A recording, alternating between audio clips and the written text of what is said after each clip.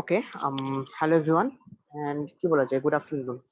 তো কি অবস্থা তোমাদের সবার? কেমন আছো সবাই? আজকে তোমাদের পার্টিসিপেশন একটু কম দেখা যাচ্ছে। তোমাদের কি কলেজ-টলেজ নিয়ে কি তোমরা প্যারা খাচ্ছ নাকি বলো তো?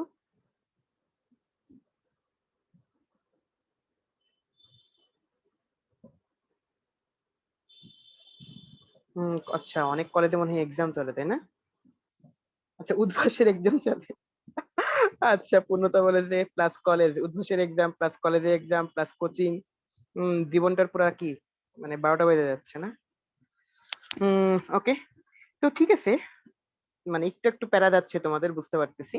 বাট তারপরে যে তোমরা ক্লাসে যারা জয়েন দিচ্ছে প্রথমেই তো খুব ভালো কথা। স্টিল তাহলে কারণ কি আমাদের অনেক কিছু শেষ করতে হবে, অনেক কিছু শিখতে হবে। কারণ মেইন টার্গেট তো আমাদের জাস্ট এখনকার উদ্ভাসের পরীক্ষাগুলা না, বা কলেজের পরীক্ষাগুলা না। আমাদের মূল টার্গেট যেন আমরা এইচএসসি তে খুব ভালো একটা রেজাল্ট করতে পারি, মানে কোপ লেভেলের একটা রেজাল্ট করতে পারি। এন্ড পাশাপাশি হলো খুব ভালো লেভেলের, যার যেখানে ইচ্ছা সেখানে যেন আমরা যেতে পারি, that kind of thing actually.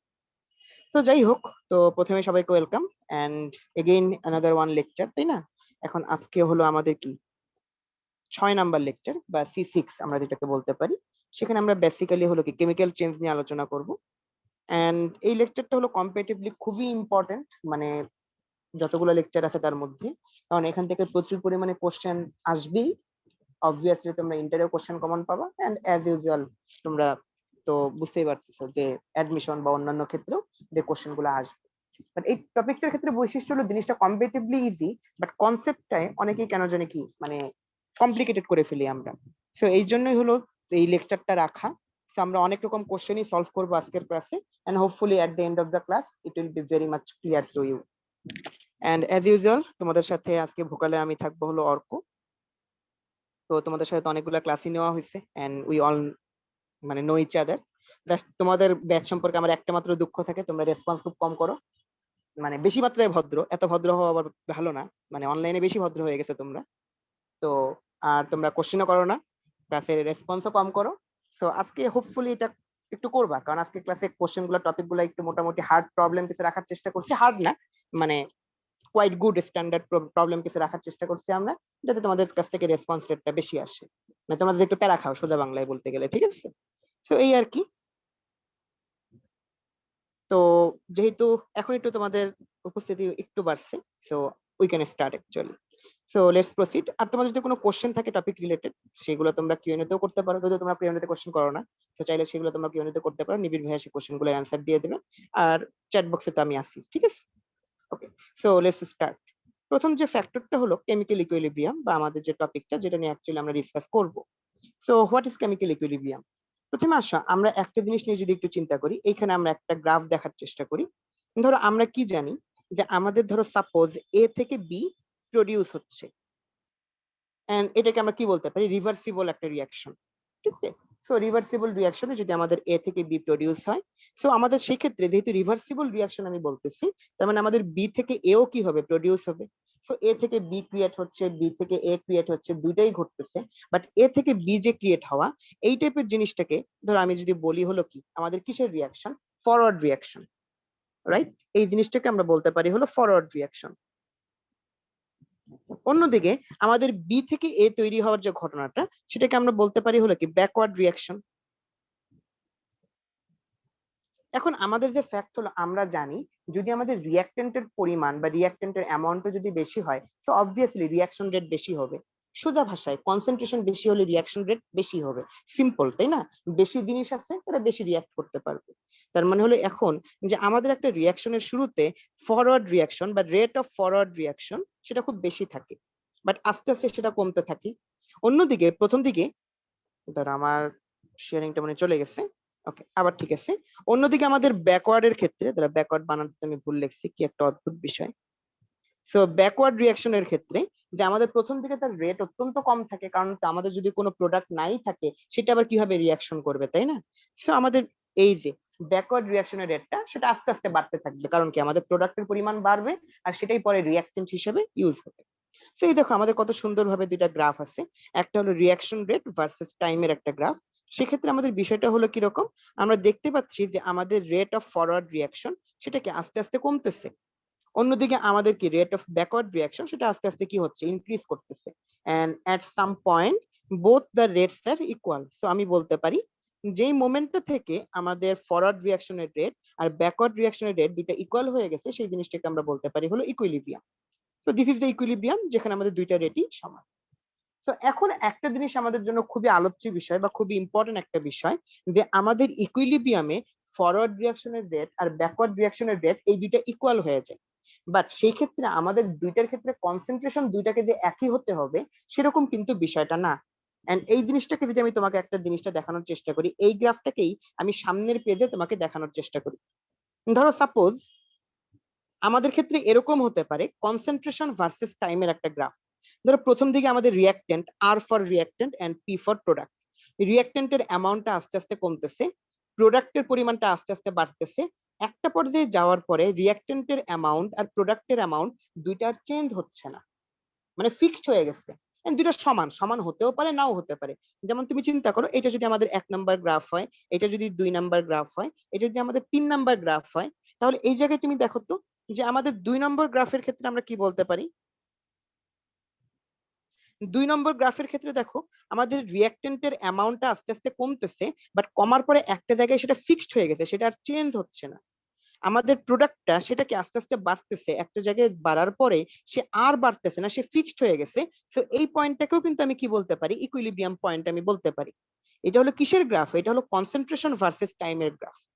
আবার দেখো এরকম হতে পারে আমাদের রিঅ্যাক্ট্যান্টের অ্যামাউন্টটা অনেক কমে গেছে আর প্রোডাক্টের অ্যামাউন্টটা আমাদের অনেক বেড়ে গেছে, বাট একটা পর্যায়ে যাওয়ার পরে তারটা আর কমতেছে না বা আর বাড়তেছে না, মানে জিনিসটা ফিক্সড হয়ে গেছে। সেই জায়গাটাকে আমরা বলতে পারি হলো ইকুইলিব্রিয়াম। তার মানে আমরা এই জিনিসটা বুঝতে পারতেছি, ইকুইলিব্রিয়ামে যাওয়ার পরে আমাদের কনসেন্ট্রেশনের পরিমাণটা আর কমে না, আর বাড়ে না, মানে হলো কোনো চেঞ্জ হয় না, সেটা ফিক্সড হয়ে যায়। বাট দুইটাকে যে ইকুয়াল হতে হবে এরকম কোনো কন্ডিশন আমাদের নেই। তাহলে আমাদের কন্ডিশনটা হলো কিরকম? কন্ডিশনটা যদি আমি লিখি যে আমাদের অ্যাট ইকুইলিব্রিয়াম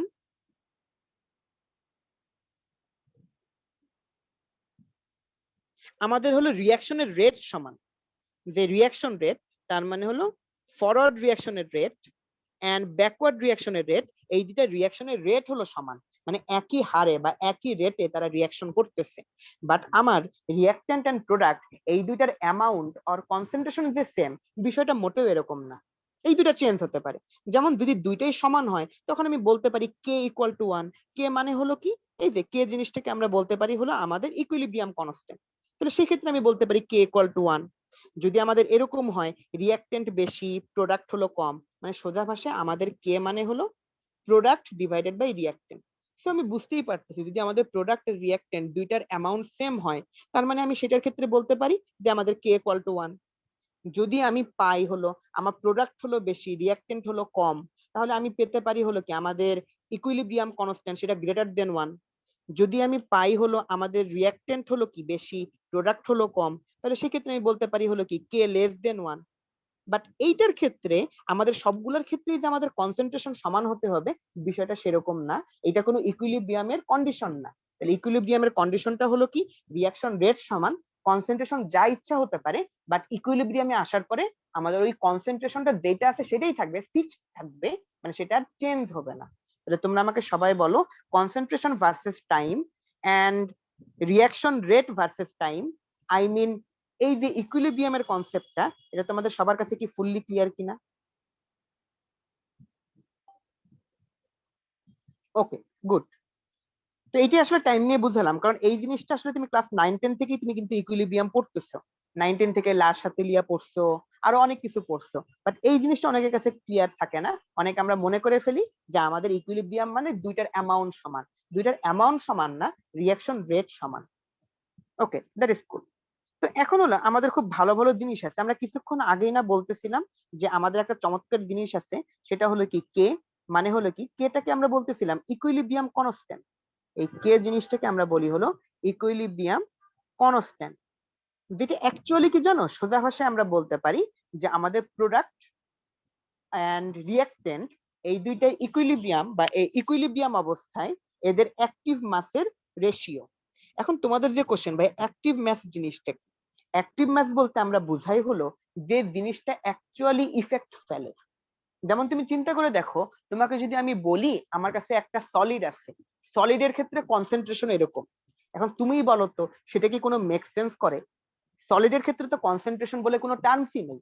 সলিডের ক্ষেত্রে যে টার্মসটা একমাত্র খাটতে পারে সেটাকে আমরা বলতে পারি তার ক্ষেত্রে ডেনসিটি আছে, বাট সলিডের ক্ষেত্রে তো কনসেন্ট্রেশন বলে কিছু নাই। বাট তোমাকে যদি আমি বলি আমার কাছে আয়ন আছে আর আমার কাছে একটা অ্যাকুয়াস সলিউশন আছে, হ্যাঁ তখন যদি আমি বলি তার কনসেন্ট্রেশন আছে, তখন তুমি বলবা ইয়েস দ্যাট মেক্স সেন্স। আবার ধরো সাপোজ তোমাকে আমি বলতেছি হলো কি আমার কাছে আছে হলো গ্যাস, তখন তুমি বলবা গ্যাসের ক্ষেত্রে তো ডেনসিটি হয় না, খুব একটা ডেনসিটিতে ইফেক্ট ফেলে না, তাহলে গ্যাসের ক্ষেত্রে কোন জিনিসটা বেশি ইফেক্ট ফেলতে পারে সেটাকে আমরা বলতে পারি প্রেসার। এক্স্যাক্টলি, তার মানে যে জিনিসটা অ্যাকচুয়ালি ইফেক্ট ফেলতেছে সেই জিনিসটাকে আমরা বলি হলো অ্যাক্টিভ মাস। যেমন হলো সোজা ভাষায় এই যে কোনো হলো যে কোনো একটা সলিউশনের ক্ষেত্রে আমরা অ্যাক্টিভ মাস বলতে পারি হলো কি কনসেন্ট্রেশন, এন্ড গ্যাসের ক্ষেত্রে আমরা অ্যাক্টিভ মাস বলতে পারি হলো পার্শিয়াল প্রেসার। মানে আশা করি আমরা বিষয়টা বুঝতে পারছি যে আমাদের অ্যাক্টিভ মাস জিনিসটা অ্যাকচুয়ালি কি জিনিস। ওকে, তো এই যে কনসেন্ট্রেশন আর পার্শিয়াল প্রেসার এগুলা কি সেগুলো এখন আমরা দেখবো।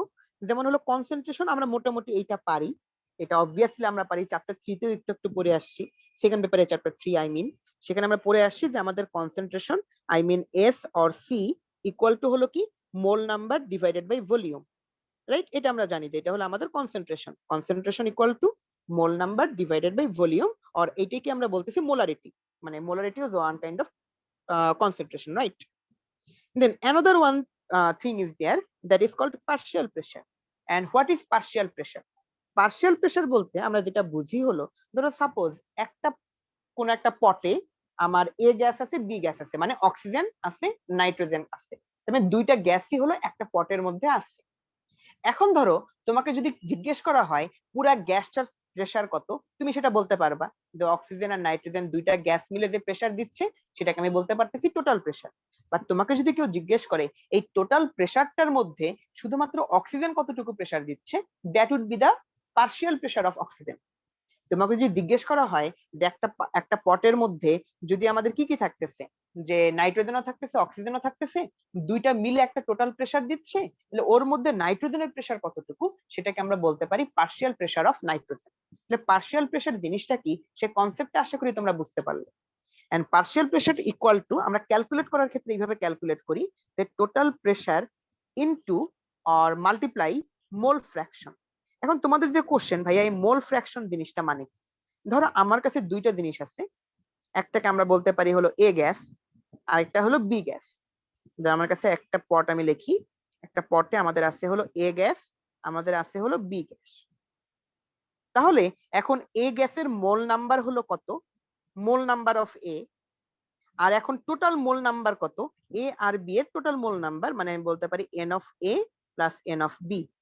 তার মানে উই ক্যান সে যে কোনো একটার mole number divided by total mole number, এই জিনিসটাকে আমরা বলি হলো মোল ফ্র্যাকশন। এটাকে আমরা লিখতে পারি এ এর মোল ফ্র্যাকশন। সিমিলারলি আমরা বি এর মোল ফ্র্যাকশন আমরা বের করতে পারবো। So X B would be like N of B divided by N of A plus N of B, বা নিচে আমি টোটাল এন লিখতে পারি। তার মানে সোজা ভাষায় মোল ফ্র্যাকশন মানে কি যে কোনো একটার mole number divided by total mole number.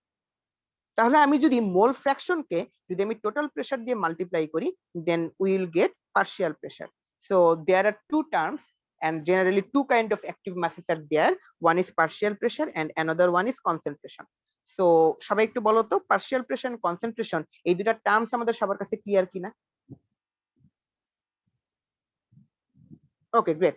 So এখন হলো যদি আমরা কি করি জানো, যদি আমরা এই টাইপের কাজ করি, ধরো আমার কাছে একটা ইকুয়েশন আছে, ইকুয়েশনটা হলো আমাদের এ এন্ড বি তারা রিঅ্যাক্ট করে সি এন্ড ডি তৈরি করতেছে, এন্ড এটা একটা রিভার্সিবল রিঅ্যাকশন। সেখানে এ মোল এ আছে, বি মোল বি আছে, সি মোল সি আছে, ডি মোল ডি আছে, থাকতেই পারে, সমস্যা নেই। তাহলে এখন আমি যদি কি করি এদের কনসেন্ট্রেশনের একটা রেশিও নেই, obviously K is equal to react product divided by reactant. আমি যদি প্রোডাক্টের গুলো উপরে লিখি, রিঅ্যাক্টেন্টের গুলো যদি আমি নিচে লিখি রেশিও হিসাবে, বা কনসেন্ট্রেশনের একটা রেশিও যদি আমি নিই, দেন সেটাকে আমরা বলি হলো কে অফ কনসেন্ট্রেশন বা কেসি। আর যদি আমরা পার্শিয়াল প্রেসারের রেশিও নিই দেন আমরা সেটাকে বলি হলো কেপি। সিম্পল একটা বিষয়। তো আমি লিটারালি কি করতেছি প্রোডাক্ট আর রিঅ্যাক্টেন্টের রেশিও নিচ্ছি, এন্ড সেটা যদি আমি কি কনসেন্ট্রেশনের রেশিও নিই that would be like Kc, and যদি আমি কি পার্শিয়াল প্রেসারের রেশিও নিই that would be like Kp. Simple একটা টার্ম।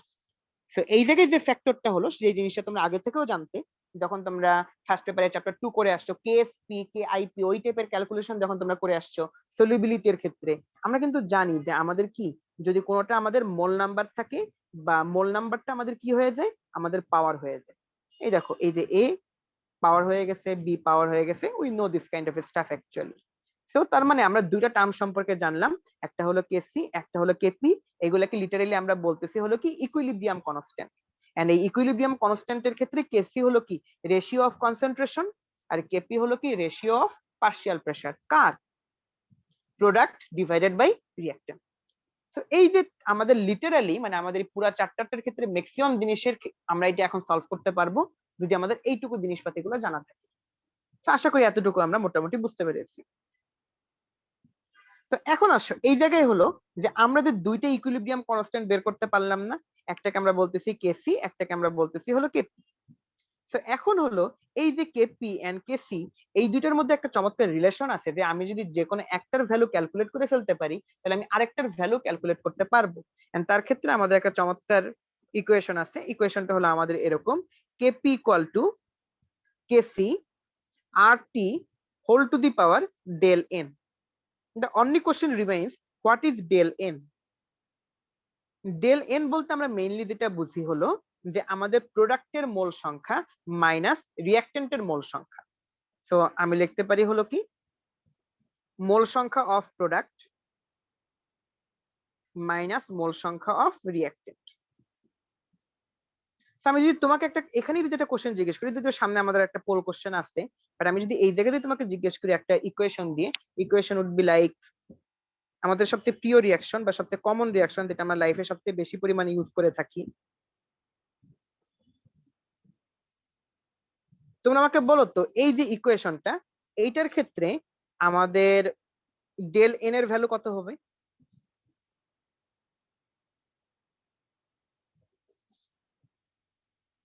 -2। এক্সেলেন্ট, কারণ এই থেকে আমাদের প্রোডাক্টের মোল নাম্বার কত 2, মাইনাস আমাদের রিঅ্যাক্ট্যান্টের মোল নাম্বার কত 1 + 3 I mean 4। So it would be like -2। এই যে ডেল এন এর কনসেপ্টটা আমরা বুঝতে পারলাম। এন্ড এই জায়গায় খুব ভালো একটা জিনিস আছে, ধরো তোমাকে যদি কেউ জিজ্ঞেস করে কেপি এন্ড কেসি এই দুইটার ইউনিট কি, জেনারেল ওয়ার্ডে আমরা বলতে পারি বা নরমালি আমরা বলতে পারি এর লিটারালি কোনো ইউনিট নাই, মানে কোনো ফিক্সড ইউনিট নাই। বাট আমার যদি ইকুয়েশন ভেদে বা বিভিন্ন ইকুয়েশনে এর বিভিন্ন রকম ইউনিট হতে পারে। যেমন এই যে এই ইউনিটটা মনে রাখার সবচেয়ে বেটার একটা ওয়ে হলো যে আমরা কেসি, কেসি মানে লিটারালি হলো কি আমাদের কনসেন্ট্রেশনের একটা রেশিও, আর কেপি মানে সেটাকে আমরা বলতে পারি হলো তোমার কি পার্শিয়াল প্রেসার আর প্রেসারের একটা রেশিও। তাহলে আমরা এই জায়গায় জাস্ট লিখছি হলো কি molarity or concentration to the power del N. এটাকে আমরা বলতে পারবো যে কোনো একটা রিঅ্যাকশনের ক্ষেত্রে বা যে কোনো একটা ইকুয়েশনের ক্ষেত্রে কেসি এর বা কে অফ সি এর ইউনিট। অন্যদিকে তেমনি আমাদের অ্যাটমসফিয়ার, সেটা হলো কিসের ইউনিট বলতো, প্রেসারের ইউনিট। আমরা বলতে পারবো atmosphere to the power del N, এই জিনিসটাকে আমরা বলতে পারি হলো কেপি এর ইউনিট। যেমন সাপোজ তোমাকে যদি আমি জিজ্ঞেস করি এই তোমরা আমাকে বলো তো নাইট্রোজেন হাইড্রোজেন মিলে যে অ্যামোনিয়া প্রডিউস করতেছে এইটার কে অফ সি এর ইউনিটটা কি হবে? এটার ক্ষেত্রে কে অফ সি এর ইউনিটটা কি হবে?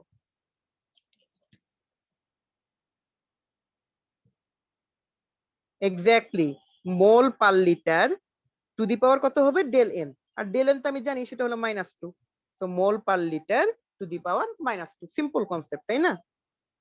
তোমাকে যদি আমি জিজ্ঞেস করি বলো দেখি আমাকে এই ইকুয়েশনটার ক্ষেত্রে নাইট্রোজেন এন্ড হাইড্রোজেন মিলে যে অ্যামোনিয়া প্রডিউস করতেছে এটার ক্ষেত্রে কে অফ পি এর ক্ষেত্রে ইকুয়েশনটা কিরকম হবে বা ইউনিটটা কিরকম হবে? Atmosphere to the power -2। Great, simple concept না? বাট তোমাকে যদি অন্য কোনো ইকুয়েশন দেয় তার ক্ষেত্রে জিনিসটা ডিফারেন্ট হবে। তাহলে কেপি এন্ড কেসি এর কোনো ফিক্সড কোনো ইউনিট নাই, যেটা হলো ইকুয়েশন টু ইকুয়েশন আর রিঅ্যাকশন টু রিঅ্যাকশন ভ্যারি করে। তো সিম্পল কিছু কনসেপ্ট। এখন দুইটা জিনিস একটু ক্লিয়ার করা দরকার। একটা হলো টি তো বুঝতেই পারতেছি, সেটা হলো কি আমাদের কেলভিন টেম্পারেচার, এন্ড এই জায়গায় আমাদের আর এর ভ্যালু হলো 0.0821। কেন 0.0821? তার কারণ হলো এখানে আমাকে লিটার অ্যাটমসফিয়ার ইউনিটটা ইউজ করতে হচ্ছে।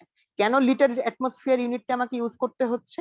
কারণ আমাদের কেপি সেটা আমাদের আসতেছে অ্যাটমসফিয়ারে, আমাদের যেটা কে অফ সি সেটা আমাদের আসতেছে মোল পার লিটারে। সো অবভিয়াসলি আমাকে কি ইউজ করতে হবে, লিটার অ্যাটমসফিয়ার ইউনিটটাকে। এই জায়গায় যে জিনিসটা অনেকেই ক্যালকুলেশন করতে গিয়ে ভুল করে, অনেকে লেখে Kp equal to K of C R T to the power del N.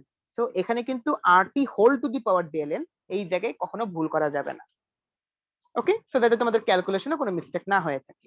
So এইগুলো যদি বুঝে থাকি তাহলে একটা আমাদের ক্লাসে একটা চমৎকার একটা পোল কোশ্চেন আসছে। যে পোল কোশ্চেনে কি বলা আছে, the equilibrium constant K of C of the reaction, একটা রিয়াকশন দিয়ে দিচ্ছে m প্লাস 4n, সেখান থেকে আমাদের তৈরি হচ্ছে p plus 2q is 0.28 unit. এখন তোমাকে জিজ্ঞেস করছে what is the KP value, তোমাকে কেপি ক্যালকুলেট করতে বলছে। আর তো আমরা জানি, তোমরা এটা একটু ক্যালকুলেট করার ট্রাই করো তো নিজেরা, কারণ আমি তোমাদের আগের পেজে অনেকখানি হেল্প করছি। তোমরা এটা ক্যালকুলেট করো, তোমাদের আমি 1 মিনিট টাইম দিই এন্ড আমি পোলটা লঞ্চ করে আসতে ধীরে, তারপরে আমি এটা করে দেবো তোমাদের, কেমন? ওকে, আমি পোলটা লঞ্চ করতেছি।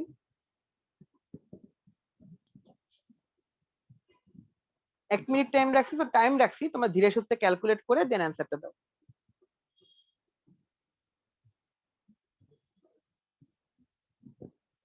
আচ্ছা, আমার মনে হয় পোলটা এন্ড করে ফেলবো, বাট পোলে তো রেসপন্স মোটেও ভালো না। আচ্ছা, তোমাদের যেহেতু 1.5 মিনিট হয়ে গেছে, আর 30 সেকেন্ড টাইম দিই, দেখা যাক আর কেউ রেসপন্স করে কিনা।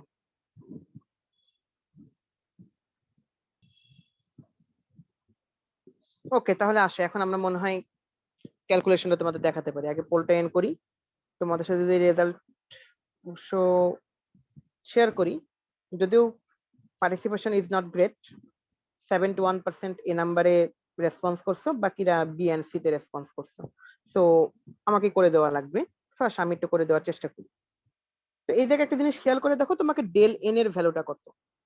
আমাকে ডেল এন লাগতেছে লিটারেলি, রাইট? কারণ আমরা জানি যে আমাদের Kp equal to KC R T whole to the power del N.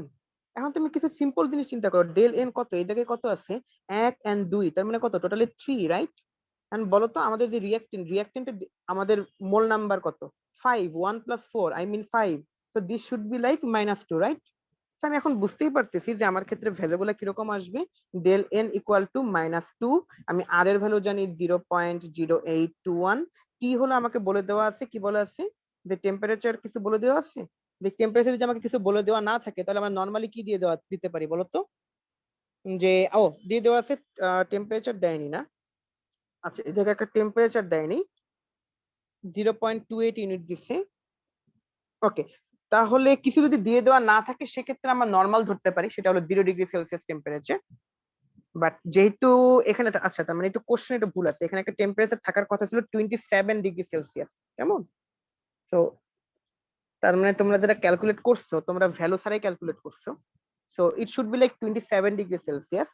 তো 27°C যদি টেম্পারেচার হয়, তার মানে এই জায়গায় বুঝতেই পারতেছি আমাদের টি এর ভ্যালু আসবে হলো 300 কেলভিন। মানে সামহাও হয়তো প্রিন্টিং মিস্টেক হয়েছে, সো এই জন্য 27°C এখানে আসেনি। ওকে, সো এরপরে আমরা যে জিনিসটা করতে পারি, আমাদের কোনটার ভ্যালু দিয়ে দেওয়া আছে, কে অফ সি এর ভ্যালু দিয়ে দেওয়া আছে, যেটা হলো কত, 0.28। তাহলে এখান থেকে কি আমরা কত বের করতে পারবো, কে অফ পি আমরা ক্যালকুলেট করতে পারবো না? সো কে অফ পি যদি আমরা ক্যালকুলেট করে ফেলি, তাহলে আমাদের ভ্যালুটা কত আসবে? যাক, ইন্তেসার বলছে ভাই 25 ডিগ্রি ধরে নিছিলাম, হ্যাঁ আসলে 25 ডিগ্রি ধরে তো অ্যান্সার কাছাকাছি হচ্ছে। সো আমাদের অ্যান্সার এখানে 27, মানে এইটা অ্যাকচুয়াল কোশ্চেন 27 ছিল, এটা হয়তো টাইপ করার সময় আসেনি, সে প্যারা নেই, এটা ক্যালকুলেট করলে তোমাদের অ্যান্সার আসবে এ নম্বরটা। যদি তোমরা এ নম্বরটাই ম্যাক্সিমাম ভোট দিছো, সো দ্যাট ইজ কুল, মানে তোমরা প্যারাদায়ক কোশ্চেনে অ্যান্সার করতে পারছো, বাট জিনিসটা বুঝতে পারছি আশা করি, সো দ্যাটস গুড। তো আসো এখন যদি আরেকটু সামনের দিকে আমরা প্রসিড করি, তখন হলো কিছু স্পেশাল জিনিস তোমাকে দেখানোর চেষ্টা করি। ধরো আমরা কেপি কেসি কিভাবে ক্যালকুলেট করতে হয় সেটা আমরা দেখবো, বাট খুবই ইন্টারেস্টিং একটা বিষয় আছে। যদি আমাদের কাছে কখনো রিয়াকশন গুলো এরকম থাকে যে মনে হচ্ছে একই টাইপের রিয়াকশন, দ্যাট জাস্ট একটার একটা রিভার্স আর একটার একটা মাল্টিপ্লাইড, তো সেই ক্ষেত্রে আমাদের ক্ষেত্রে দেখা যাবে যে ইকুয়েশন গুলো সলভ করা বা কে অফ এর মানটা বের করা অনেক ইজি হবে। তোমরা বলতে পারো ভাইয়া কিরকম, ধরো সাপোজ তোমাকে একটা এক্সাম্পল দিই, ধরো আমাদের কাছে এ থেকে বি, সেটার ক্ষেত্রে আমাদের ইকুইলিব্রিয়াম কনস্ট্যান্টের ভ্যালু দিয়ে দেওয়া আছে কে, সেটা কে অফ পিও হতে পারে, কে অফ সিও হতে পারে। এখন যদি আমাদের এরকম ভাবে আমরা কাজটা করি, সেখানে যদি আমি কোনো কিছু দিয়ে মাল্টিপ্লাই করি এই ইকুয়েশনটাকে, তাহলে কিন্তু আমার ইকুয়েশনটা অবভিয়াসলি চেঞ্জ হয়ে যাচ্ছে, সেম ইকুয়েশন নাই। সো আমাদের K of P and K of C এর ভ্যালু চেঞ্জ হবে, এবং চেঞ্জ হয়ে ভ্যালুটা কিরকম হবে, যে আমাদের ভ্যালুটা এরকম হবে যে কে টু দি পাওয়ার এন। তার মানে আমি যত দিয়ে মাল্টিপ্লাই করতেছি সেটা আমাদের আগের যে কে এর ভ্যালু ছিল তার সাথে আমাদের পাওয়ার হয়ে যাবে। আমি এক্সাম্পল দিব অবভিয়াসলি। আর ধরো আমাদের কাছে এ থেকে বি তৈরি হচ্ছে, এখন যদি আমি ইকুয়েশনটা এইভাবে লিখি বি থেকে এ তৈরি হচ্ছে, তাহলে তার ক্ষেত্রেও কেটা চেঞ্জ হয়ে যাবে। এবং কেটা কিরকম হবে, তার ক্ষেত্রে K of P or K of C or equilibrium কনস্ট্যান্টটা হবে আগের যে কে ছিল তার অপোজিট অর তার ইনভার্স। এখন তোমরা বলতে পারো ভাইয়া জিনিসটা কিরকম ভাবে হবে একটু দেখান তো। আচ্ছা আসো তোমাকে আমি জিনিসটা যদি একটু দেখানো শুরু করি, কিছু এক্সাম্পল দিই। এই যে দেখো বিষয়টা, ধরো এই জায়গায় আমাদের কাছে নাইট্রোজেন আর হাইড্রোজেন মিলে অ্যামোনিয়া প্রডিউস হচ্ছে, এটার ক্ষেত্রে আমাকে কেপি দিয়ে দেওয়া আছে। এখন ধরো এর একটা অপোজিট জিনিস দিয়ে দিয়েছে, এটা বুয়েটে আসে একটা কোশ্চেন, সেটা তোমাকে কি বলছে, এই ইকুয়েশনটাকে অপোজিট করছে, অপোজিট করে সেটাকে আবার কি করছে তোমার যে 3 দিয়ে ডিভাইড করছে বা 1/3 দিয়ে মাল্টিপ্লাই করছে। তাহলে আসলে এটা দিয়ে আমরা কাজ করা শুরু করি।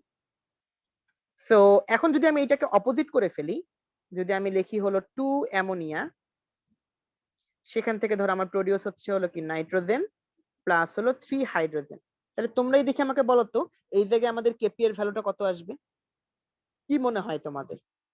অপোজিট করছি, রিভার্স করছি, so it should B inverse exactly, তার মানে ইট শুড বি 27। সিম্পল, তার মানে এখানে যে কেপিটা ছিল সেটা জাস্ট রিভার্স হয়ে যাচ্ছে।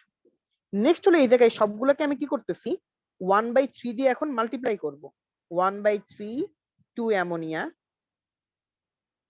তাহলে 1/3 নাইট্রোজেন প্লাস হলো হাইড্রোজেন।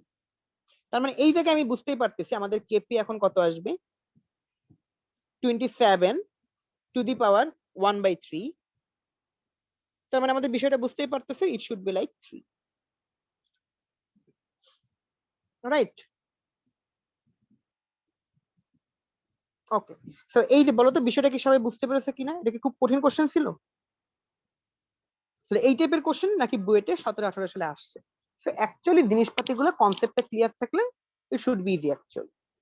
তো খুব ভালো একটা বিষয়। সো এইটার উপর বেস করে তোমাদেরকে আমি একটা পোল কোশ্চেন দেই যে এট 700 degree Celsius temperature nitrogen oxygen মিলে প্রডিউস করতেছে সামথিং, কেসি দিয়ে দেওয়া আছে 700 কেলভিন, মানে সেম টেম্পারেচার অবভিয়াসলি হতে হবে। আরেকটা রিঅ্যাকশন দিয়ে দিচ্ছে, what will be the value of K of C. তো এটাও সবাই হোপফুলি পারবা।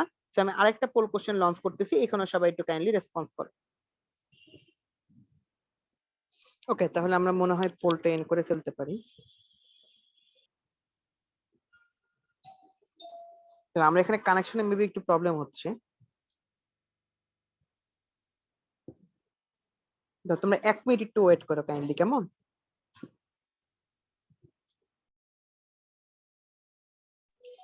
ওকে, সো মানে আমার মেবি আমি আরেকটা ডিভাইস দিয়ে কানেক্টেড ছিলাম, তো সো কোনো একটা সমস্যা হয়েছিল এই জন্য। সো আমরা মেবি একটা পোল কোশ্চেন এসেছিলাম, রাইট? সো পোল কোশ্চেনটার অ্যান্সারটা একটু শেয়ার করতে পারতেছি না। সো এখন তোমাকে যদি আমি একটু দেখাই যে এই জায়গার অ্যান্সারটা তোমাদের কিরকম ছিল বা কিরকম হতে পারে, একটু সবাই একটু লক্ষ্য করো তো। ওকে, সো ম্যাক্সিমাম আমি দেখছিলাম যে লাস্ট পড়তে মানে লাস্ট মধ্যে পোলটা কোনো একটা সমস্যা হচ্ছিল মেবি। তো এই জায়গায় একটু লক্ষ্য করে দেখো যে এই জায়গার ক্ষেত্রে আমাদের অ্যান্সার গুলো খুবই সিম্পল হবে। এখানে আমাদের কেসি এর ভ্যালু দিয়ে দেওয়া হলো 0.0625। মানে আমি যদি ইকুয়েশনটাকে যদি আমি অপোজিট করে ফেলি, ইকুয়েশনটাকে অপোজিট করলে আমাদের বিষয়টা হলো কিরকম ভাবে হবে তোমার 0. তার মানে 1/0.0625, that would be something. And then সবগুলোকে আমি কি করছি হাফ দিয়ে মাল্টিপ্লাই করছি। সো আমি যদি এখন সবগুলোকে হাফ দিয়ে মাল্টিপ্লাই করি, সেটাকে যদি এখন তার মানে কি এখন আমার হাফ দিয়ে জাস্ট গুণ করে দিচ্ছ, পাওয়ার হয়ে যাবে হাফটা। এন্ড তুমি যদি এইটাকে তুমি যদি এখন ক্যালকুলেট করে দেখো, ক্যালকুলেট করে তোমার অ্যান্সারটা আসবে হলো ই নাম্বারটা, সেটা হলো 4। আর ইন্টারেস্টিং বিষয় হলো এটা তোমরা খেয়াল করতে ভাইয়া 5টা অপশন কি পরীক্ষায় থাকে? কুয়েটের যে এক্সামটা, যে সেখানে হলো তোমার যে এমসিকিউ এ 5টা করে অপশন থাকে, মানে এটা অনেক জোস আর কি অ্যাকচুয়ালি। সো কারণ তুমি 4টা করে অপশন নিয়ে লাইফে অভ্যস্ত, তো সেখানে 5টা করে অপশন দেয়। তো জিনিসটা একটু কমপ্লিকেটেড বা বলতে পারো একটু কম্পিটিটিভ, কমপ্লিকেটেড না কম্পিটিটিভ, বাট জিনিসটা ইন্টারেস্টিং আছে। তো যাই হোক, হোপফুলি এটা তোমরা সবাই বুঝতে পারছো। So that is cool. আচ্ছা, তো এখন যদি আমরা আরেকটু সামনের দিকে প্রসিড করি, দেন আমরা কি দেখতে পারি? তাহলে আমরা একটু দেখি, আমাদের খুব ভালো একটা জিনিস আছে, সেটা হলো ভ্যান টফ ইকুয়েশন। তোমরা বলতে পারো যে ভাইয়া ভ্যান টফ ইকুয়েশনের বিষয়টা হলো কিরকম।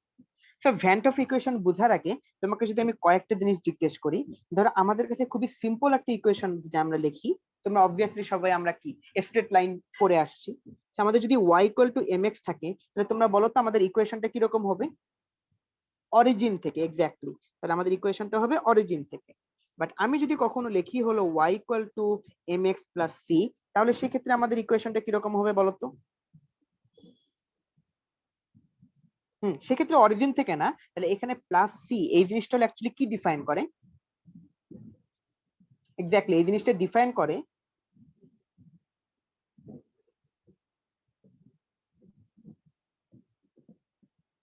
যে আমাদের ওয়াই এক্সিসে কতটুকু সে কি কাট করবে, রাইট? বা কতটুকু ইন্টারসেপ্ট করবে।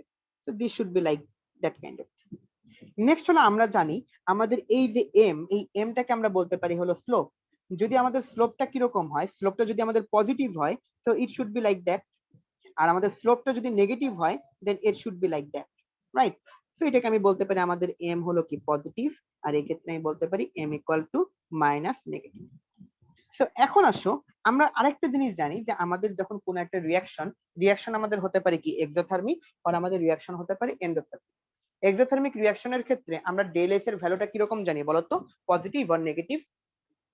এক্স্যাক্টলি এক্সোথার্মিক রিয়াকশনে আমরা বলতে পারি যে আমাদের ডেল এইচ এর ভ্যালুটা হলো নেগেটিভ। আর এন্ডোথার্মিক রিয়াকশনের ক্ষেত্রে আমরা বলতে পারি আমাদের ডেল এইচ এর ভ্যালুটা হলো পজিটিভ, রাইট? ওকে। সো এই জিনিসপাতিগুলো যদি জানি, তাহলে আমাদের অ্যাকচুয়ালি গ্রাফগুলা আমরা মোটামুটি কি অনেক আইডিয়া করে বা বুঝে বুঝে গ্রাফগুলা কমপ্লিট করতে পারবো। And graphs are quite important. এখন আমাদের এই যে হলো আমাদের ইকুয়েশন, সেটাকে আমরা বলতেছি আমাদের van Hoff equation. Van Hoff ইকুয়েশনটা আমাদের কিরকম? Ln K P equal to minus del H by R T plus C. এখন এটাকে যদি আমি আরেকটু সুন্দরভাবে লেখার চেষ্টা করি, তুমি দেখো তো আমি কি লিখতে পারি না ln K P equal to minus del H by R 1/t plus C? লিখতেই পারি অবভিয়াসলি। তো তুমি লিটারেলি চিন্তা করে দেখো, আমি যদি এই পার্টটাকে যদি আমি এখন ধরি হলো y, এই পার্টটাকে যদি এখন আমি ধরি হলো y, এইটাকে যদি আমি ধরি হলো m, এটাকে আমি ধরি যদি x, তাহলে এটা আমাদের কি হচ্ছে? y equal to mx plus c, that kind of equation, right? And আমরা বুঝতেই পারতেছি এটা একটা স্ট্রেট লাইন। এখন যদি আমি এটাকে এখন গ্রাফে লেখার চেষ্টা করি for endothermic and also for exothermic, and এটার ক্ষেত্রে দেখো জিনিসটা কতটা ইজি।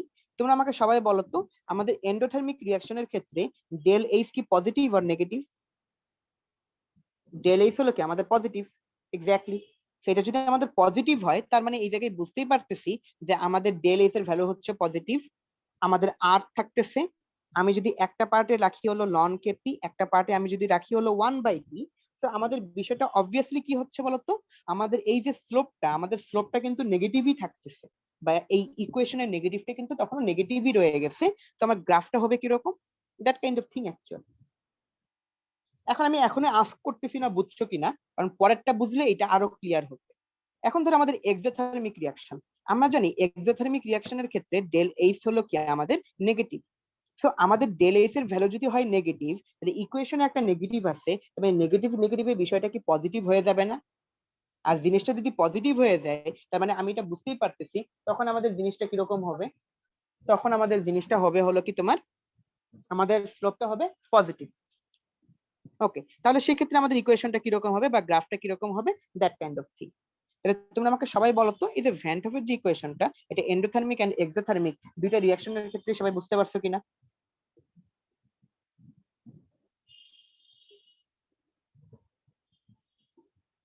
আচ্ছা, গুড। আচ্ছা, খুব ভালো কথা। শুধু ইন্তেসার বুঝতে পারছে আর বাকিরা বুঝতে পারেনি, তো এটাও খুব ভালো বিষয় নাকি? মানে আমি ক্লাসের শুরুতে অভিযোগ করছিলাম না যে তোমাদের মানে সব ব্যাচে যেমন পোলাপাইন বেশি কথা বলে, ওদেরকে বলা লাগে বাচ্চারা চুপ করো, আর তোমাদের বলতে হয় বাচ্চারা কথা বলো নাকি? আচ্ছা ঠিক আছে, যাই হোক, চিল। তো দেখো, তো এখন ধরো তোমাকে যদি জিনিসটা আমি বলি যে এই ভ্যান ডফের ইকুয়েশন থেকে তোমাকে যদি আমি একটা কোশ্চেন করি, if the slope of loan KP versus T inverse, মানে আমরা তো লন কেপি ভার্সেস 1/t এর একটা গ্রাফ করতেছি, তাই না? এটা যদি হয় আমাদের 100 kelvin, then what should be the del H? আমরা কিছুক্ষণ আগে দেখে আসছিলাম যে আমাদের ডেল এইচ এর ভ্যালুটা অ্যাকচুয়ালি কিরকম ছিল, বা আমাদের অ্যাকচুয়ালি গ্রাফের ভ্যালুটা আমি কাকে ধরতেছিলাম? আমি গ্রাফ হিসেবে ধরতেছিলাম হলো কি ডেল এইচ মাইনাস আর, এই জিনিসটাকে আমি ধরতেছিলাম হলো এম বা আমাদের স্লোপ। সো এখন আমি যদি লেখার চেষ্টা করি মাইনাস ডেল এইচ বাই আর, এটা হলো আমাদের স্লোপ। এখন আমাকে স্লোপের ভ্যালু দিয়ে দিচ্ছে হলো কি 100 কেলভিন। তাহলে এখন তুমি চিন্তা করো, আমি তো আর এর ভ্যালু জানি, বাট তোমরা আমাকে একটু চ্যাট বক্সে লেখো তো আর এর ভ্যালু এই জায়গায় কত হতে পারে, কেন তত হতে পারে?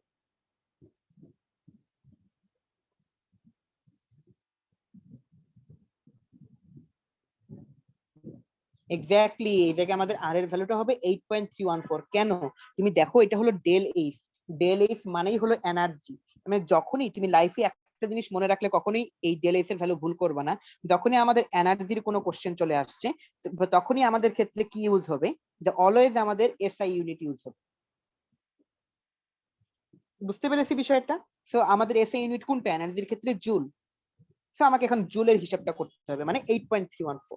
তার মানে এখন বুঝতেই পারতেছে আর এর ভ্যালু যদি আমাদের 8.314 হয়, তাহলে একটাকে গুণ করে আমি মাল্টিপ্লাই করে আমি ইজিলি কি করে ফেলতে পারবো বলতো, ডেল এইচ এর ভ্যালুটা আমি ক্যালকুলেট করে ফেলতে পারবো।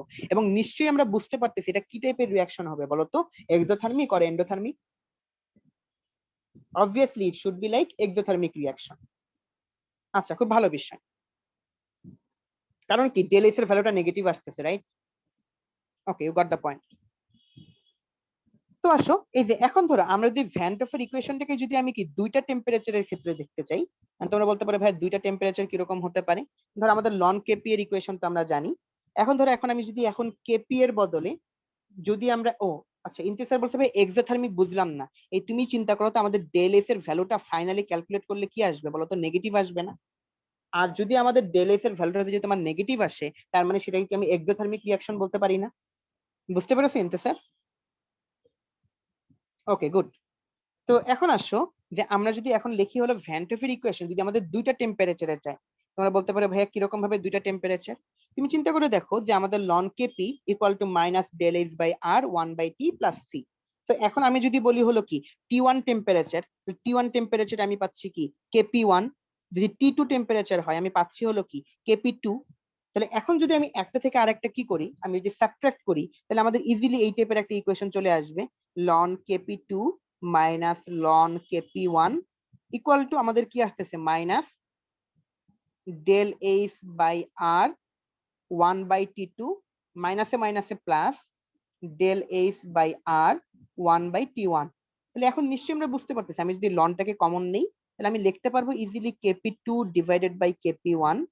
এই জায়গায় আমি কি করতে পারি, এখন তুমি চিন্তা করো আমি যদি ডেল এইচ বাই আর কে কমন নেই, তার মানে আমি পরেরটাকে আগে লিখতেছি, তাহলে আমি কি ইজিলি এইভাবে লিখতে পারি না 1/T1 মাইনাস 1/T2?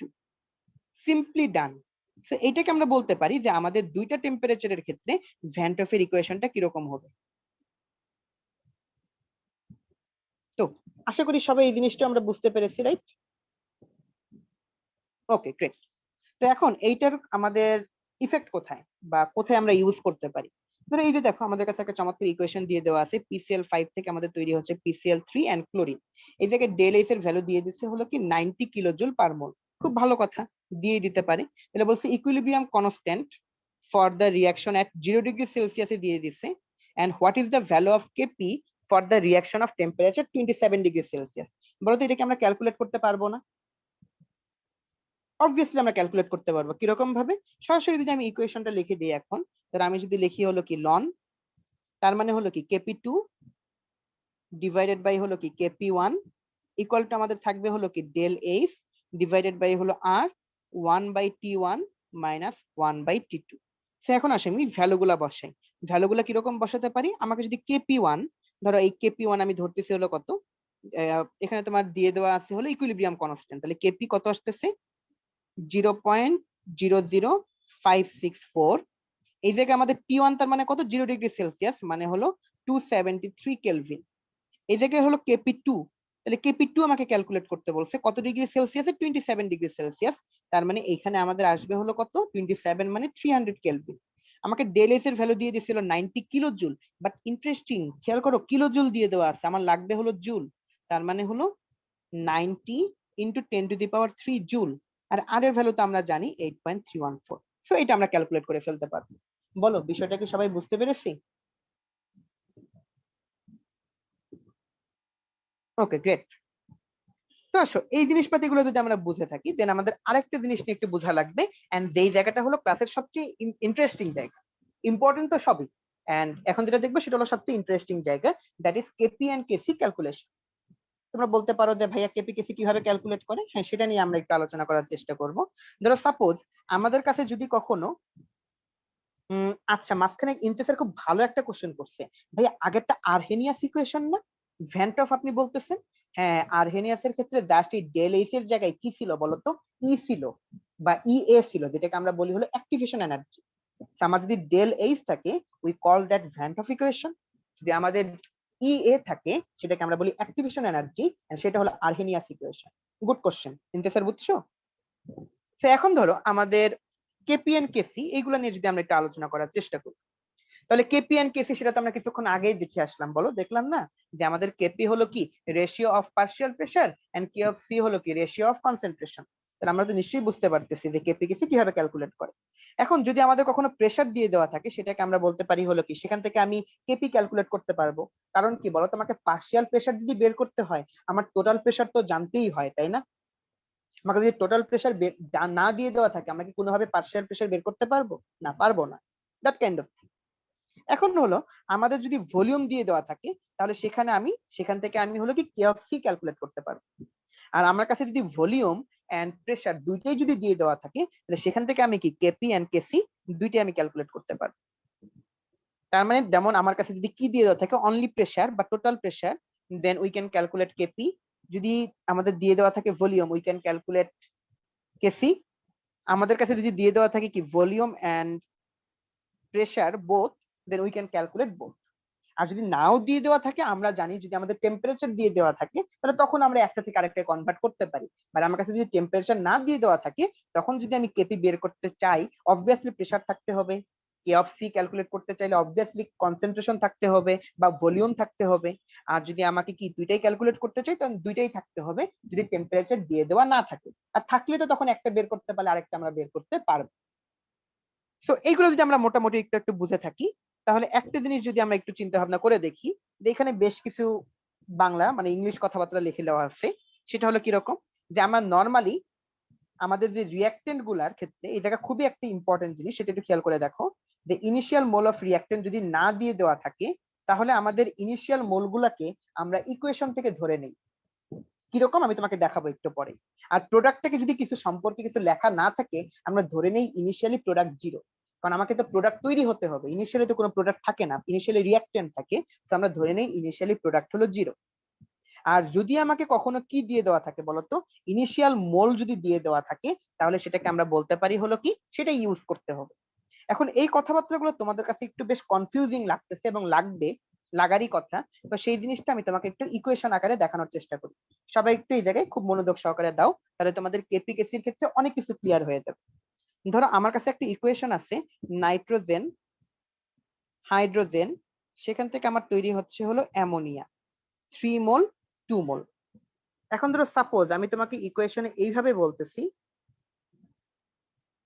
যে আমাদের এটা হলো আমাদের অবস্থা। এখন ধরো সাপোজ তোমাকে কোশ্চেনে কিছু বলে দেওয়া নাই, নরমালি আমরা কি বলতে পারি যে এইটা হলো আমাদের এ মোল, ইনিশিয়ালি আমি লিখতেছি আই মানে ইনিশিয়ালি এ মোল, এটা হলো বি মোল, এটা হলো সি মোল। আর ধরো এখন আমরা কি জানি যে আমাদের এটা ডিকম্পোজ হবে, রাইট? এটা যদি এখন আমাদের ডিকম্পোজ হবে বা রিয়াকশন করবে তাহলে আমরা এই যে রিয়াকশন রেট সেটাকে আমরা ধরে নিতে পারি হলো আলফা।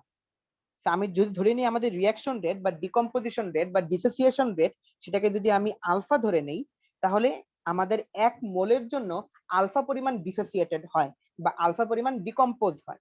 তাহলে এখন তোমাকে যদি আমি বলি ডি মানে কতটুকু ডিকম্পোজ হবে, তাহলে তুমি বলো তো এখানে আমাদের ইকুয়েশনে আছে হলো 1 মোল, তার মানে কতটুকু ডিকম্পোজ হবে? Alpha, exactly. তাহলে আমরা এই জায়গায় বলতে পারি মাইনাস আলফা পরিমাণ ডিকম্পোজ হবে। এই জায়গাটা আমি একটু শেষ করি, এই জায়গায় কনসেপ্ট একটু কমপ্লিকেটেড, সবাই একটু মনোযোগ দাও। আর আমাদের এখানে হাইড্রোজেন আছে 3 মোল, তার মানে এই জায়গায় 3 আলফা পরিমাণ ডিকম্পোজ হবে। মাইনাস মানে ডিকম্পোজ হবে মানে কমে যাচ্ছে বা ডিসোসিয়েটেড হবে। আর এই জায়গায় আমাদের অ্যামোনিয়া কি হচ্ছে, এটা হলো প্রোডাক্ট, এগুলো হলো আমাদের রিঅ্যাক্টেন্ট, এগুলো হলো আমাদের প্রোডাক্ট। তার মানে আমাদের অ্যামোনিয়া 2 আলফা পরিমাণ ক্রিয়েট হবে বা প্রোডিউস হবে। তো that is the thing actual. তাহলে আমি ফাইনালি আমাদের ইকুইলিব্রিয়াম অবস্থায় আমরা কি কি পাবো, এখানে আমি পাবো এ মাইনাস আলফা, এই জায়গায় আমি পাবো বি মাইনাস 3 আলফা, এই জায়গায় আমি পাবো হলো C plus 2 alpha. Now the only question remains, what are the A, B and C.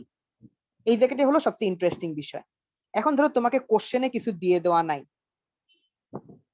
So তোমাকে লিখে দিই নো ডাটা অন কোশ্চেন। তার মানে তুমি ধরবা হলো কি আমাদের স্টয়কিওমেট্রি অনুযায়ী, মানে বিষয়টা হলো কিরকম আমাদের ইকুয়েশন অনুযায়ী। তাহলে ইকুয়েশনে আমাদের নাইট্রোজেন আমি দেখতে পাচ্ছি আছে হলো 1 মোল, তার মানে আমাদের এ হবে 1, তার মানে আমাদের বি হবে কত 3, আর আমাদের ইনিশিয়ালি আমরা ধরে নেই আমাদের প্রোডাক্ট হলো 0, তার আমাদের প্রোডাক্ট তো তৈরি হয়ই নাই, তৈরি হলে তারপরে না সেটা ভাঙবে। তো ইনিশিয়ালি আমাদের প্রোডাক্ট তখন আমরা ধরে নেই হলো 0। তার মানে ইকুইলিব্রিয়াম অবস্থায় এই জিনিসটা কিরকম ভাবে দাঁড়াবে 1 মাইনাস আলফা, লিখে দিই এটা হলো কি আমাদের ইকুইলিব্রিয়ামে। আমাদের বি এর ক্ষেত্রে কিরকম দাঁড়াবে 3 মাইনাস 3 আলফা, আর আমাদের অ্যামোনিয়ার ক্ষেত্রে দাঁড়াবে হলো 0 প্লাস 2 আলফা। বলো সবাই কি এইটুকু বুঝতে পারছো?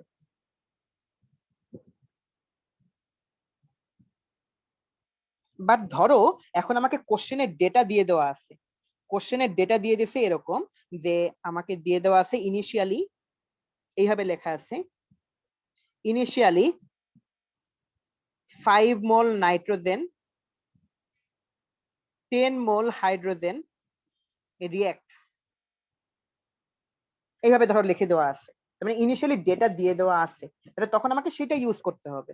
মানে at that time A should be 5 নাইট্রোজেনেরটা, B should be 10, C should be 0, যেহেতু আমাকে কিছু বলে দেওয়া নাই। বাট সি যদি বলে দেওয়া থাকতো যে ইনিশিয়ালি আমাদের অ্যামোনিয়া এতটুকু ছিল, তাহলে আমি তত মোল লিখতাম। বাট কিছুই বলে দেওয়া নেই, সো ইনিশিয়ালি প্রোডাক্ট 0।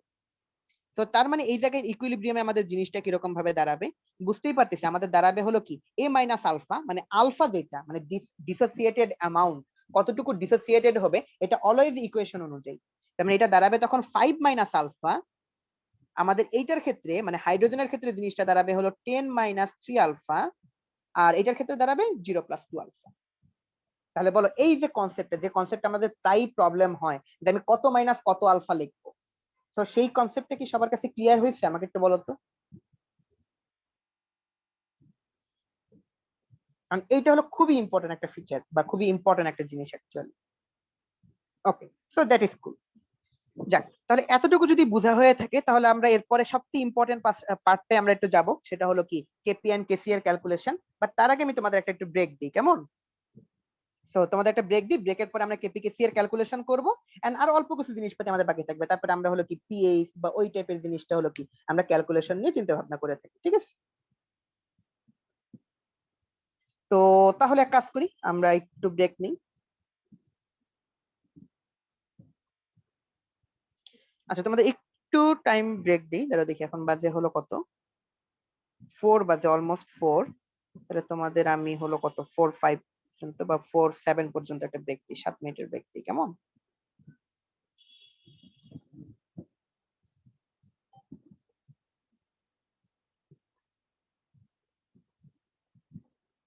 Okay. আচ্ছা, তো আমাদের নিশ্চয়ই ব্রেক কাটানো হয়ে গেছে, রাইট? তো যেহেতু 4টা 8 বাজে আমরা আবার নিশ্চয়ই শুরু করতে পারি। তো সবাই নিশ্চয়ই আবার জয়েন দিয়ে ফেলছি, এন্ড এই জায়গায় আমরা একটু জিনিস যদি একটু দেখি।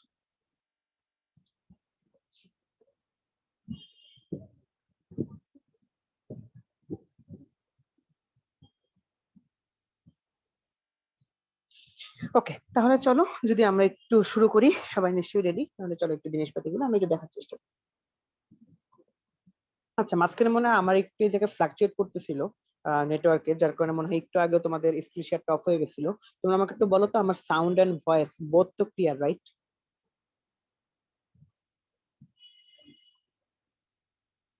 ওকে, both clear, okay great. Next আসলে এখন আমরা যদি কিছু ক্যালকুলেশন গুলো যদি আমরা একটু করার চেষ্টা করি বা জিনিসগুলো নিয়ে একটু কাজ করার চেষ্টা করে থাকি। তো এই জায়গায় একটা জিনিস একটু খেয়াল করে দেখো, যে আমাকে বলা আছে 4 মোল hydrogen and 2 mole nitrogen reacts with each other, and 20% of nitrogen dissociates and produces ammonia at equilibrium. তাহলে আমাকে কে ক্যালকুলেট করতে বলছে? অ্যাকচুয়ালি লিটারালি আমরা কে কিভাবে ক্যালকুলেট করতে পারি, প্রথমে আমাকে এই যে ইকুয়েশনটা এটা আমাকে লিখে নিতে হচ্ছে, তাই না? তো লিখে নেওয়ার পরে এখন তোমরা আমাকে বলো তো এই আগের কনসেপ্ট, মানে তোমাকে আমি আগের পেজে যে কনসেপ্ট গুলো লিখছি সেগুলো এখন আমাকে হেল্প করবে। আগের পেজে আমরা কি লিখছি, যদি ইকুয়েশনের ডেটা দিয়ে দেওয়া থাকে আমরা সেটা ইউজ করব। তার মানে আমাদের ইনিশিয়ালি কি হবে বলতো, নাইট্রোজেন কয় মোল হবে, 2 মোল, যেহেতু কোশ্চেনে দিয়ে দেওয়া আছে, so it should be like 2। Hydrogen কয় মোল হবে, হবে হলো 4 মোল, কেন, যেহেতু কোশ্চেনে দিয়ে দেওয়া আছে। আর অ্যামোনিয়া এটা তো এখনো প্রডিউস হয় নাই, তার মানে প্রোডাক্ট, তার মানে 0।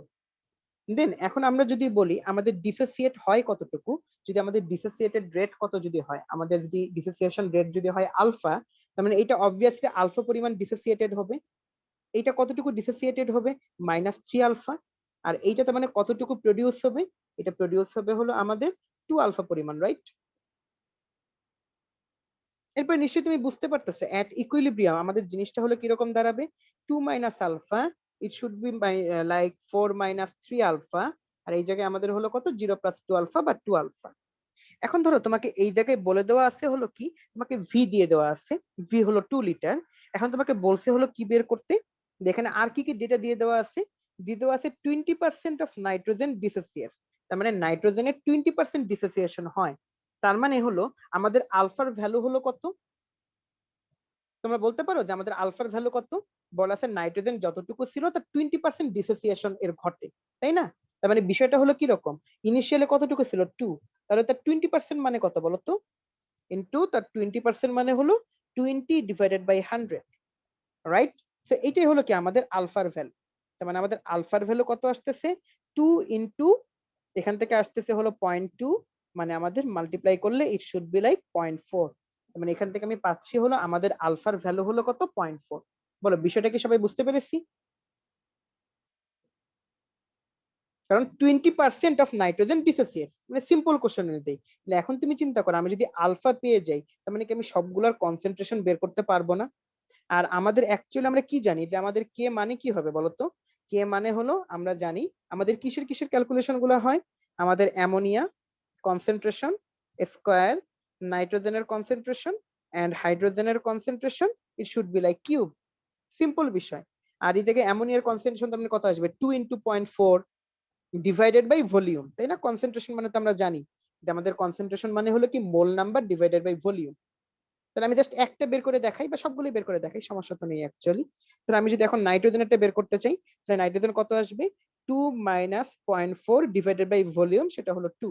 হাইড্রোজেনেরটা কত আসবে, 4 minus 3 into 0.4 divided by volume 2। আমাদের অ্যামোনিয়ারটা কত আসবে, 2 ইন্টু 0.4 ডিভাইডেড বাই 2। এই যে আশা করি সবাই এই বিষয়টা বুঝতে পারছে। তাহলে এখন আসো আমরা যদি পরের কোশ্চেনটাই যাই, পরের কোশ্চেনে কি বলা আছে, 20% অফ হাইড্রোজেন ডিসোসিয়েটস, তার মানে হাইড্রোজেনের 20% ডিসোসিয়েট হয়। তাহলে হাইড্রোজেন তো ইনিশিয়ালি কোশ্চেনে বলা ছিল আছে হলো কি 4 মোল, তার মানে হলো এই জায়গায় আমাদের কি ক্ষেত্রে আমরা কি বলতে পারি, 4 ইনটু কত 20%, তার মানে 20 ডিভাইডেড বাই 100, তার মানে এটা কত আসবে বুঝতেই পারতেছি, 0.8। তাহলে এখান থেকে কি আমি ইজিলি কে ক্যালকুলেট করতে পারবো। তাহলে বিষয়টা বুঝতে পারতেছি যে আলফার ভ্যালু বের করে ফেলতে পারলে বা একটু মাথাটা খেয়াল রাখলেই we can do the calculation part. Okay, দেখ দুটো কনসেপ্ট তোমাদের কাছে আশা করি ক্লিয়ার হলো।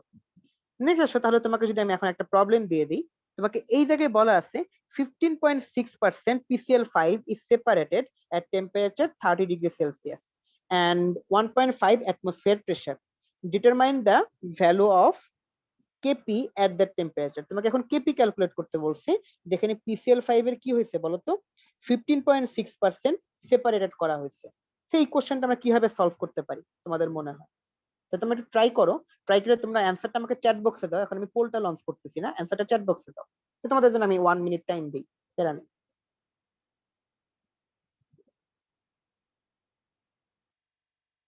তোমরা একটু পারার কথাই যায়, এটা কিন্তু সহজ আছে, এটা কঠিন না বুঝছো। আগে ইকুয়েশন লিখতে হবে তাই না, ইকুয়েশনটা লিখে দিচ্ছি তোমাদের একটু সুবিধা হয়। এটা কি হবে, PCl3 প্লাস হলো ক্লোরিন। হ্যাঁ এখন দেখি তোমরা একটু ট্রাই করো তো। আচ্ছা তোমরা বলতেছো ভাইয়া অ্যান্সার হবে সি নাম্বারটা। আচ্ছা আচ্ছা, আমি তোমাকে একটু হেল্প করি। ধরো আমাকে এই জায়গায় কোশ্চেনে কিন্তু কিছু বলে দেওয়া নাই, তাহলে এটা হবে ইনিশিয়ালি হলো কি 1 0 0, প্রোডাক্ট গুলো 0, রাইট। তো এখন যদি আমি বলি ডিকম্পোজ হবে কতটুকু, এটা হলো minus alpha, it should be plus alpha plus alpha. এখন তোমাকে বলা হচ্ছে যে আমাদের কত 15.6% PCl5 হলো সেপারেটেড হয়েছে। এখন আমাদের ইকুয়েশনে কতটুকু আছে দেখি তো, ইকুইলিব্রিয়ামের জিনিসটা কিরকম দাঁড়ায়। এটা দাঁড়াবে 1 মাইনাস আলফা, এটা হলো তোমার কত 0 প্লাস আলফা, 0 প্লাস আলফা মানে আলফা। এখানে বলা আছে 15.6%, মানে এই জায়গায় আলফার ভ্যালু কত হবে তোমরা আমাকে বলো তো। খুবই সিম্পল একটা কনসেপ্ট, আলফার ভ্যালু দিয়েই দেওয়া আছে ভাই। দেখো PCl5 কতটুকু হয় 15.6%, তার মানে কত 15.6 ডিভাইডেড বাই 100। সিম্পল না বলা পাই, তাহলে কত আসবে 0.156, 0.156। এখন যদি আমি আলফার ভ্যালু জানি, তাহলে এখন আমি কি কাজটা করতে পারবো, আমি কি ইজিলি কেপি ক্যালকুলেট করতে পারবো না? তোমরা যদি জিজ্ঞেস করো ভাইয়া কেপি কিভাবে ক্যালকুলেট করে, না আসলে তোমাকে আমি দেখাই। ধরো এখন যদি আমি PCl5 এর ক্ষেত্রে আমাদের প্রেসার কিরকম হবে, আমি লিখি পি অফ PCl5, জাস্ট একটার ক্ষেত্রে করে দেখাই। তাহলে PCl5 এর পার্শিয়াল প্রেসারটা কিরকম হবে, যে এইটার মোল নাম্বার কত 1 মাইনাস আলফা, মানে 1 মাইনাস 0.156। আর টোটাল মোল নাম্বার কত বলতো, টোটাল মোল নাম্বার হলো তিনটাকে যদি আমি যোগ করে ফেলি, এন্ড তিনটাকে যোগ করলে কত আসে, এটা হলো 1 মাইনাস আলফা, এটা হলো আলফা, এটা হলো আলফা, তার মানে 1 প্লাস আলফা, তার মানে এটা আসবে হলো 1 প্লাস 0.156 ইনটু এই জায়গায় আমাকে টোটাল প্রেসার দিয়ে দিতে হলো কত 1.5, সো সাথে ইনটু 1.5। তাহলে ইজিলি আমাদের অ্যান্সার গুলো আমরা ক্যালকুলেট করে ফেলতে পারবো। আচ্ছা এটাকে মানে লেখাটা একটু গিজি গিজি হয়ে গেছে, তোমাদের দেখতে অসুবিধা হচ্ছে, তো আমি একটু সুন্দর করে লিখি। ওকে ওকে, তো এটা হলো আমাদের PCl5 এরটা। তাহলে বাকি সবগুলো আমরা এইভাবে ক্যালকুলেট করে ফেলতে পারবো। তাহলে আমরা এই জায়গার যে অ্যান্সারটা সেটা কত নাম্বার আসে, সি নাম্বারটা আসে না বলতো? 3 নাম্বারটা মনে হয় আসার কথা, সেটা আমাদের অ্যান্সার হওয়ার কথা। বাট সবাই কি বিষয়টা বুঝতে পেরেছো? তাহলে আমরা কি কেসি মানে কে অফ সি সেটাও তো আমরা ক্যালকুলেট করতে পারি, আর এটা হলো কি কে অফ পি মানে সেটাও আমরা ক্যালকুলেট করতে পারি, রাইট? আচ্ছা গুড। স্যার আমি একটু তোমাদের একটু কয়েকটা বা আরো কিছু কনসেপ্টের দিকে আস্তে ধীরে যাই। সেটাকে আমরা বলতেছি হলো আমরা এতক্ষণ ধরে কে নিয়ে কাজ করছি, কেটাকে আমরা বলি হলো ইকুইলিব্রিয়াম কনস্ট্যান্ট, মানে আমাদের রিয়াকশনটা এখন ইকুইলিব্রিয়ামে আছে। বাট আমাদের ইকুয়েশনটা ও রিয়াকশনটা যদি ইকুইলিব্রিয়ামে না থাকে, ধরো সেটা যে কোনো অবস্থায় আছে, বাট যে কোনো অবস্থাতেও আমি চাইলে কি আমাদের প্রোডাক্ট আর রিয়াক্টেন্টের একটা রেশিও বের করতে পারবো না? অবভিয়াসলি পারবো, কারণ আমার কাছে প্রোডাক্ট আছে রিয়াক্ট্যান্ট আছে, তো আমি রেশিও তো ক্যালকুলেট করতেই পারবো। তো যে কোনো অবস্থায় যদি আমি রেশিও ক্যালকুলেট করতে চাই, সেই জিনিসটাকে আমরা বলি হলো কিউ মানে কোশেন্ট, সেটাকে আমরা বলি রিয়াকশন কোশেন্ট। আর যদি আমি ইকুইলিব্রিয়ামে বের করি, সেটাকে আমরা তখন বলি হলো equilibrium constant. That is the thing actually. যেমন ধরো এই যে আমাদের আছে হলো কি একটা ইকুয়েশন, এইটার ক্ষেত্রে যদি আমি কিউ বের করতে চাই যে কোনো অবস্থায়, কিউ মানে কি যে কোনো মোমেন্টে, তাহলে সেটা আমাদের আসবে হলো এরকম। আর যদি আমি কে ক্যালকুলেট করতে চাই, কে হলো অনলি ইকুইলিব্রিয়াম। আশা করি যে কিউ আর কে এই জিনিসটা আমরা বুঝতে পেরেছি। যেমন তোমাকে যদি আমি কয়েকটা জিনিস দেখাই, ধরো আমাদের যদি কি থাকে, কে যদি অনেক বেশি থাকে কিউ যদি কম থাকে, তার মানে কি আমাদের এখনো রিয়াকশন গুলা কি মানে রিয়াক্টেন্ট গুলো এখন আমাদের প্রোডাক্ট তৈরি করতেছে, মানে রিয়াকশনটা হলো ফরওয়ার্ডে যাচ্ছে। যদি আমাদের কে আর কিউ দুইটা যদি একই হয়, তাহলে আমি বলতে পারবো রিয়াকশনটা ইকুইলিব্রিয়ামে আছে। আর যদি আমাদের কে হলো অনেক কম কম হয়ে যায়, কিউ যদি অনেক বেশি হয়ে যায়, তাহলে তখন আমি বলতে পারবো যে আমাদের রিয়াকশনটা তার মানে কি এখন ব্যাকওয়ার্ডে যাচ্ছে। সিম্পল কিছু কনসেপ্ট, আশা করি এই ফিগারটা তোমরা সবাই বুঝতে পেরেছো। তাহলে আসো এখন আমি দেখি তোমরা এই জায়গায় একটা কি করা যেতে পারে, যে একটা আরেকটা টাইপের একটু ম্যাথ দেখানো যায় তোমাদের কিছু। ধরো তোমাকে ইনিশিয়াল কনসেন্ট্রেশন গুলো দিয়ে দেওয়া আছে, যেমন carbon die oxide, hydrogen, carbon monoxide and water produce হচ্ছে রিঅ্যাক্ট করে। তো এখন ধরো এখানে ইনিশিয়াল গুলা তোমাকে দিয়ে দেওয়া আছে, একটু বাঁকা হয়ে গেছে তো সমস্যা নেই আশা করি। ভলিউম দিয়ে দেওয়া আছে, কে অফ সি দিয়ে দেওয়া আছে। এখন তোমাকে জিজ্ঞেস করছে determine the direction of the reaction. তোমাকে রিয়াকশনের ডিরেকশন জিজ্ঞেস করছে, যেটা কি ফরওয়ার্ড রিয়াকশন নাকি ব্যাকওয়ার্ড রিয়াকশন। আসলে একটু লেখার চেষ্টা করি। আমাদের কিউ বের করব, কিউ মানে হলো কি প্রোডাক্ট বাই রিয়াক্টেন্ট। এখানে প্রোডাক্ট হিসেবে কারা কারা আছে বলতো, সিও আর water, carbon monoxide and water. তাহলে এইগুলার কনসেন্ট্রেশন কত আসবে 1/1 ইন্টু 1/1। কেন 1/1? কারণ ভলিউম হলো 1। আর নিচে আসবে হলো কি আমাদের রিয়াক্টেন্ট গুলা, রিয়াক্টেন্ট হলো কি কার্বন মনোক্সাইড আর হাইড্রোজেন। এখন যদি আমি লিখি 5 × 6, বা এখানে আমাদের ভ্যালুটা আসবে হলো কত 1/30, 1/30। সো 1/30 যদি আমাদের ইকুয়েশন আসে, তাহলে আমাদের 1/3 হলে আসে হলো কত 0.33, তাহলে আমাদের ইকুয়েশনটা আসবে হলো 0.033। এই তোমরা আমাকে বলো তো এই ভ্যালুটা সেটা হলো কি কে অফ সি এর তুলনায় কি বেশি না কম?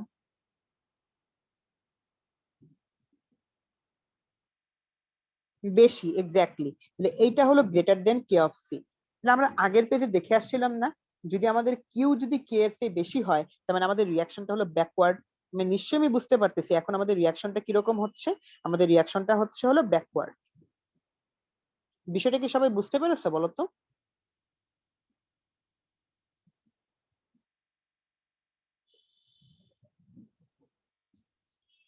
আচ্ছা পরেরটা দেখি। তুমি বুঝতেই পারতেছো এই জায়গায় আমাদের কিউ কত ছিল, কিউ ইকুয়াল টু আমাদের ছিল হলো 0.033, আর এই জায়গায় কে অফ সি দেওয়া হলো 0.137।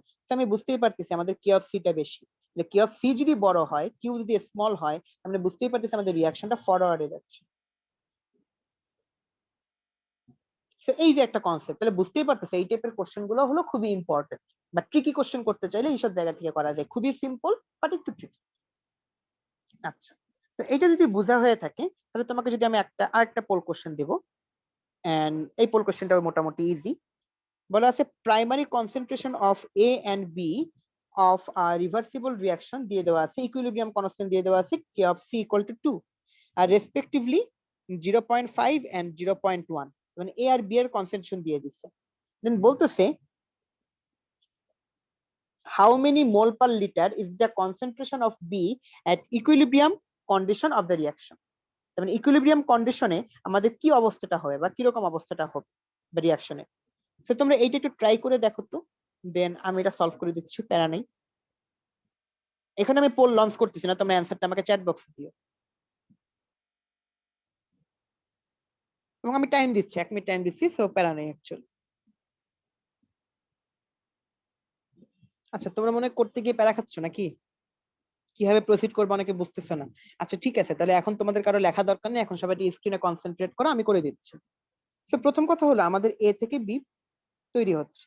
ইনিশিয়ালি জিনিসপাতি দিয়ে দেওয়া ছিল, সেটা হলো কত, এ হলো কত 0.5 এন্ড বি হলো কত 0.1।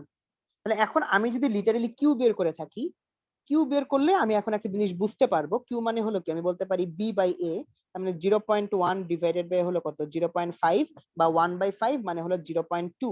তাহলে আমি বুঝতেই পারতেছি কিউ হলো কি লেস দেন কে বা লেস দেন কে, তাহলে আমাদের রিয়াকশনটা ফরওয়ার্ডে আছে।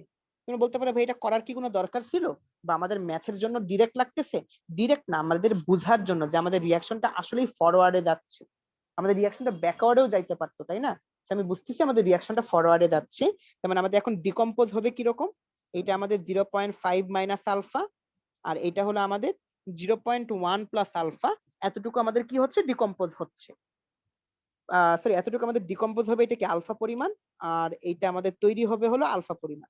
তার মানে ইকুইলিব্রিয়ামের জিনিসটা কিরকম দাঁড়াবে, 0.5 minus alpha, it should be like 0.1 plus alpha. হ্যাঁ এবার ঠিক আছে। তো এখন ধরো আমাকে যদি কেউ বলে হলো কি কে অফ সি, আমি তো জানি হলো কিছুক্ষণ আমাকে কোশ্চেনে দিয়ে দেওয়া আছে কে অফ সি হলো কত, এইটা ইকুয়াল টু আমি বলতে পারি হলো কি কি বলা যায় 0.1 plus alpha divided by 0.5 plus 5 minus alpha. Okay done. এবং এই জায়গায় আমাদের কে অফ সি এর ভ্যালুই কিন্তু আমাকে কত দিয়ে দেওয়া আছে কোশ্চেনে 2। তুমি চিন্তা করো তো, বা তুমি আমাকে বলো তো, এখান থেকে কি আমি ইজিলি আলফাটাকে ক্যালকুলেট করে ফেলতে পারবো না? সবাই একটু রেসপন্স করো। এক্স্যাক্টলি, আমি যদি আলফাটাকে ক্যালকুলেট করে ফেলতে পারি তাহলে আলফার ভ্যালুটা কত আসে বলো দেখি, কেউ ক্যালকুলেট করতে পেরেছো? নইলে করতে পারবা বাকিরা, এখন তো পারবা সবাই। আলফার ভ্যালুটা আমাদের আসার কথা হলো তোমার কত বলা যায়, 0.1 নাকি, নাকি 0.2 আসার কথা, দেখো তো ক্যালকুলেট করে। যদি আমি ক্যালকুলেট করি তাহলে আমাদের আসে 0.3 এক্স্যাক্টলি, আমাদের আলফার ভ্যালু আসবে হলো 0.3। এখন তোমাকে জিজ্ঞেস করছি বি কতটুকু আছে, বি আমরা কিভাবে ক্যালকুলেট করবো, 0.1 প্লাস আলফা। এখন যদি আমি 0.1 প্লাস 0.3 কে সাম করি বা অ্যাড করি, আমাদের অ্যান্সার আসবে কত নাম্বারটা, তখন কি বি নাম্বারটা আসবে না 0.4, কারণ আমাকে বলছে হলো কোশ্চেনে যে কতটুকু আসবে। যাক, তাহলে সবাইকে বুঝছো, ইন্তেসার বুঝছো? তো আমাদের অ্যান্সার হবে হলো 0.4। তো এই যে দেখো জিনিসটা কিন্তু কঠিন না, এটা হলো সাস্টে আসা একটা কোশ্চেন, 15-16 সালে আসা একটা কোশ্চেন। তো মানে জিনিসগুলো কিন্তু তুমি সবই জানো, মানে নতুন কিছুই শিখাচ্ছি না, জাস্ট হলো ক্যালকুলেশন স্কিলটা বাড়ানোর জন্য প্র্যাকটিস করতে হবে বা একটু বেসিকটা ক্লিয়ার থাকতে হবে। তো এই যে জিনিসপাতিগুলো নিয়ে আমরা পড়াশোনা করলাম, এগুলোকে আমরা বলতে পারি হলো কি K of P and K of C নিয়ে আমরা খুব ভালো রকমের একটা ডিসকাশন করলাম। তো এতটুকু পর্যন্ত সবার আইডিয়া কি ক্লিয়ার কিনা আমাকে একটু বললো।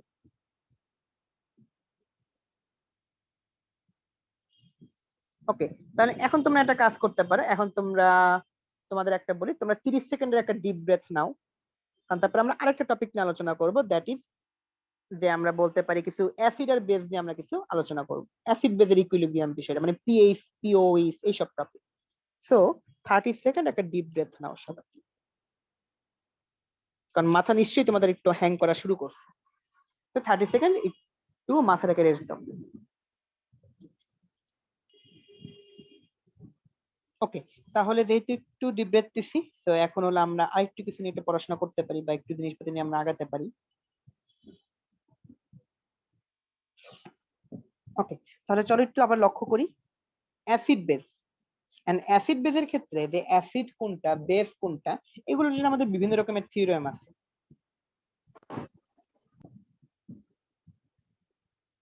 ওকে, সো অ্যাসিড বেজের বিভিন্ন রকম থিওরেম গুলো যে আমাদের আছে, থিওরেম গুলো হলো কি কি? সবার প্রথমে আমাদের একটা থিওরেম আছে, সেটাকে আমরা বলি হলো আরহেনিয়াস থিওরেম। এই থিওরেম গুলো তোমাদের কাছে সবচেয়ে কমপ্লিকেটেড জিনিসগুলোর একটা, বা সবচেয়ে কঠিন লাগে তোমাদের কাছে এইগুলা। তো এই জায়গাটা একটু তোমরা মনোযোগ দাও, আশা করি তোমাদের আইডিয়াটা ফুললি ক্লিয়ার হয়ে যাবে। তোমরা বলতে পারো ভাইয়া কিরকম, আসি একটু দেখাই। ধরো আরহেনিয়াস একটা থিওরেম, সে অ্যাসিড বেস সম্পর্কে কি বলতেছেন জানো? তিনি বলতেছেন যারা অ্যাকচুয়ালি অ্যাকুয়াস সলিউশনে এইচ প্লাস দিবে, ডোনেট করবে, ডোনেট এইচ প্লাস, তাদেরকে তিনি বলতেছেন অ্যাসিড। যারা হলো তোমার কি করবে, হাইড্রক্সিল মাইনাস ডোনেট করতে পারবে অ্যাকুয়াস সলিউশনে, তাদেরকে তিনি বলতেছিলেন হলো বেস। তার মানে হলো এই ক্ষেত্রে যে জিনিসটা অবভিয়াসলি থাকতে হবে সেটাকে আমরা বলি হলো অ্যাকুয়াস সলিউশন। তাহলে অ্যাকুয়াস সলিউশনে এইচ প্লাস ডোনেট করলে তারা অ্যাসিড, এন্ড হাইড্রক্সিল ডোনেট করলে তারা হলো বেস। এন্ড আরেকটা থিওরেম আছে, সেটাকে আমরা বলি হলো ব্রনস্টেড লাউরি থিওরেম। ব্রনস্টেড লাউরি থিওরেমটা অ্যাকচুয়ালি কি বলতেছে, যারা এইচ প্লাস ডোনেট করতে পারে তারা হলো অ্যাসিড, যারা এইচ প্লাস রিসিভ করতে পারে তারা হলো বেস। এখন আরহেনিয়াস যে সলিউশনটা, সেখানে একটা প্রবলেম ছিল, সেক্ষেত্রে অ্যাকুয়াস সলিউশন থাকতে হবে, এজন্য সেটাকে আমরা অ্যাকুয়াস সলিউশন থিওরেমও বলতে পারতাম। তো আরহেনিয়াসকে আমরা অ্যাকুয়াস সলিউশন থিওরেমও বলতে পারি, অ্যাকুয়াস সলিউশন থিওরেম বলতে পারি।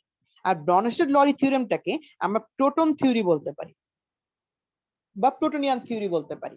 জিনিসটা অ্যাকচুয়ালি কি মিন করে, যারা কি এইচ প্লাস ডোনেট করে তারা হলো অ্যাসিড, আর যারা এইচ প্লাস রিসিভ করতে পারে তারা হলো বেস।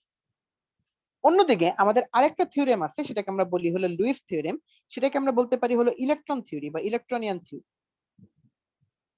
এই জিনিসটা বেসিক্যালি কি মিন করে, বলে হলো যারা one pair of electron receive করতে পারে, মানে যাদের ক্ষেত্রে ইলেকট্রন কম আছে, কাদের ক্ষেত্রে ইলেকট্রন কম আছে, যারা হলো পজিটিভ, পজিটিভের ক্ষেত্রে ইলেকট্রন কম আছে, বা যারা হলো আমরা বলতে পারি অক্টেট কম্প্রেশন ঘটতেছে যাদের ক্ষেত্রে, বা বা অক্টেট কম্প্রেস যাদের ক্ষেত্রে আছে। কিরকম হতে পারে, ধরো BF3, বোরনের লাস্ট অরবিটে 3টে ইলেকট্রন, 3টে ফ্লোরিন এসে যুক্ত হচ্ছে, এবং টোটালে বোরনের লাস্ট অরবিটে এখন 6টে ইলেকট্রন, অক্টেট ফিল আপ হয় নাই, অক্টেট ফিল্ড হয় নাই, সো অক্টেট অপেক্ষা কম আছে। সো এটাকে আমরা বলতে পারি, বুঝতেই পারতেছো যে কি অক্টেট কম্প্রেস। সো যাদের ইলেকট্রন কম আছে তাদেরকে আমরা বলি হলো লুইস অ্যাসিড, এন্ড সিমিলারলি যাদের ইলেকট্রন বেশি আছে তাদেরকে আমরা বলতে পারি হলো লুইস বেস। বা যাদের ক্ষেত্রে হলো কি আমাদের লোন পেয়ার আছে, যেমন তুমি চিন্তা করো আমাদের ওয়াটারের ক্ষেত্রে কি লোন পেয়ার আছে, অ্যামোনিয়া লোন পেয়ার আছে, মানে যাদের ক্ষেত্রে ইলেকট্রন বেশি আছে বা যারা ইলেকট্রন ডোনেট করতে পারে তাদেরকে আমরা বলে থাকি হলো লুইস বেস। সো আমাদের Arrhenius, Bronsted Lowry and Lewis, এই তিনটা কনসেপ্ট আশা করি ক্লিয়ার। বাট যদিও আমি ব্রনস্টেড লরি থিওরেম নিয়ে এই পেজে তোমাদের সাথে আরেকটু কথাবার্তা বলবো, এই জায়গায় একটু কনজুগেট অ্যাসিড বেস নিয়ে একটু বোঝা দরকার আমাদের। ধরো সাপোজ আমি যদি সালফিউরিক অ্যাসিডকে ওয়াটারের মধ্যে রিয়াক্ট করাই, মানে ওয়াটারের মধ্যে আমি সালফিউরিক অ্যাসিডকে দিচ্ছি, তাহলে আমাদের কি কি রিয়াকশন হয় জানো? আমাদের তৈরি হয় হলো হাইড্রোনিয়াম আয়ন H3O+, আর আমাদের তৈরি হয় হলো HSO4-।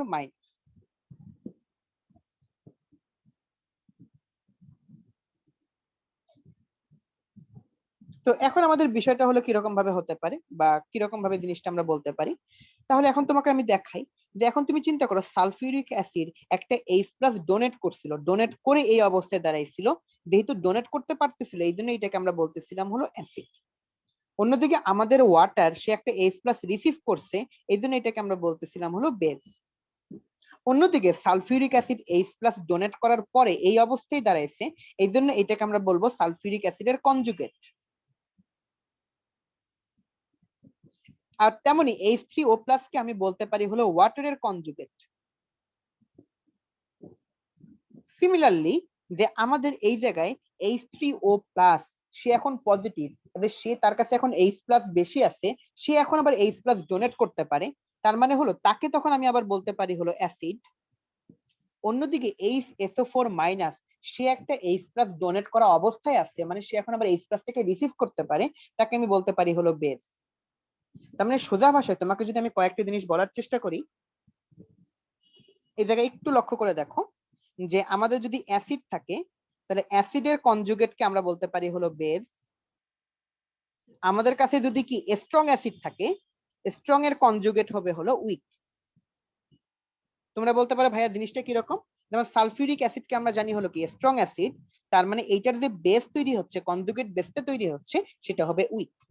তাহলে তোমরা আমাকে বলো তো এই যে কনজুগেটের ব্যাপার স্যাপারটা, যে H+ ডোনেট করতে পারলে অ্যাসিড, H+ রিসিভ করতে পারলে বেস, এই জিনিসটা তোমাদের কাছে ক্লিয়ার কিনা?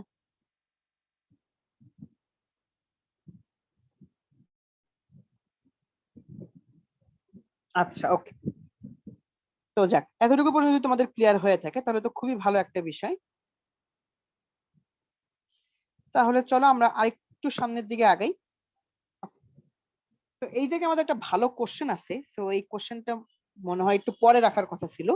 তো দেখো এখানে কি বলা আছে, if the dissociation constant for ammonium ion is 5.8 into 10 to the power minus 14, what is the dissociation constant for ammonia? এটা খুব ভালো একটা কোশ্চেন, কিন্তু এটা একটু পরে পড়ালে তোমাদের ভালো হতো, তো আমি আগেও বুঝাই দিই একই কথাই। তো আসো তোমাকে আমি একটা জিনিস দেখাই, সবাই একটু লক্ষ্য করি। ধরো আমাদের অ্যামোনিয়া, এইটাকে যদি আমি ওয়াটারে রিয়াক্ট করাই, তাহলে আমাদের তৈরি হবে হলো ammonium ion plus hydroxyl ion. এখন তোমাকে এই জায়গায় একটা খুব চমৎকার জিনিস বলে দেওয়া আছে যে what is the dissociation constant for ammonia. তাহলে অ্যামোনিয়াম আয়নের ক্ষেত্রে দিয়ে দেওয়া আছে হলো কত, 5.8 into 10 to the power minus 14, 5.8 into 10 to the power minus 10। তাহলে তোমাকে জিজ্ঞেস করছে হলো অ্যামোনিয়ার ক্ষেত্রে জিনিসটা কত হবে। এখন তোমরা আমাকে বলো তো, অ্যামোনিয়া থেকে অ্যামোনিয়াম আয়ন তৈরি হয়েছে, অ্যামোনিয়া কি অ্যাসিড নাকি বেস? এক্স্যাক্টলি, আমরা অ্যামোনিয়াটাকে বেস বলতে পারি, কারণ সে কি এখন H+ রিসিভ করতেছে। আর অ্যামোনিয়াম আয়নটাকে এখন আমি বলতে পারি হলো অ্যাসিড। তাহলে এটাকে আমি বলতে পারি হলো বেস, এটাকে আমি বলতে পারি হলো অ্যাসিড। তাহলে এখন আমাদের তোমাকে একটা নতুন টার্মস দেখাই, যে যদি আমি এটা সামনে একবার দেখাবো, যে অ্যাসিডের ক্ষেত্রে যে আমাদের ডিসোসিয়েশন কনস্ট্যান্ট, সেটাকে আমরা বলি হলো K(A). আর আমাদের যে বেজের ক্ষেত্রে যে আমাদের ডিসোসিয়েশন কনস্ট্যান্ট, সেটাকে আমরা বলি হলো K(B). আর K(A) আর K(B) এই দুটাকে মাল্টিপ্লাই করলে আমরা যে জিনিসটা পাই, সেটাকে আমরা বলি হলো K(W), যেটাকে আমরা বলি ওয়াটারের ডিসোসিয়েশন কনস্ট্যান্ট। এখন যেটাকে আমরা নরমালি 25°C টেম্পারেচারে আমাদের ওয়াটারের ডিসোসিয়েশন কনস্ট্যান্টের ভ্যালুটা ফিক্সড, সেটা হলো 1 into 10 to the power minus 14। তোমরা মনে আছে ক্লাস 9-10 তোমরা শিখে আসছিলে যে আমাদের যে কি পিএইচ আর পিওএইচ দুটাকে যোগ করলে আমাদের ভ্যালু আসে হলো 14। আর ইন্টারে তো অবভিয়াসলি শিখছো, ওই যে 14টা কোথা থেকে আসছিল, সেটা হলো আমাদের ওয়াটারের ডিসোসিয়েশন কনস্ট্যান্ট। আর তার মানে আমি অ্যাসিড আর বেজের ডিসোসিয়েশন কনস্ট্যান্ট গুলোকে মাল্টিপ্লাই করলে আমরা ওয়াটারের ডিসোসিয়েশন কনস্ট্যান্ট পেয়ে যাই, সেটা হলো কত, 1 into 10 to the power minus 40। I hope you all got the point actually. So যাক, তাহলে এখন তুমি চিন্তা করো, আমাকে KW দিয়ে দেওয়া আছে, এটা যেহেতু অ্যাসিড তার মানে KA দিয়ে দেওয়া আছে, তুমি আমাকে বলো তো আমরা কি K(B) ক্যালকুলেট করে ফেলতে পারবো না? বিষয়টা সবাই বুঝতে পেরেছো? ক্যালকুলেট করে দেখো তো যে অ্যান্সারটা আমাদের কত আসে।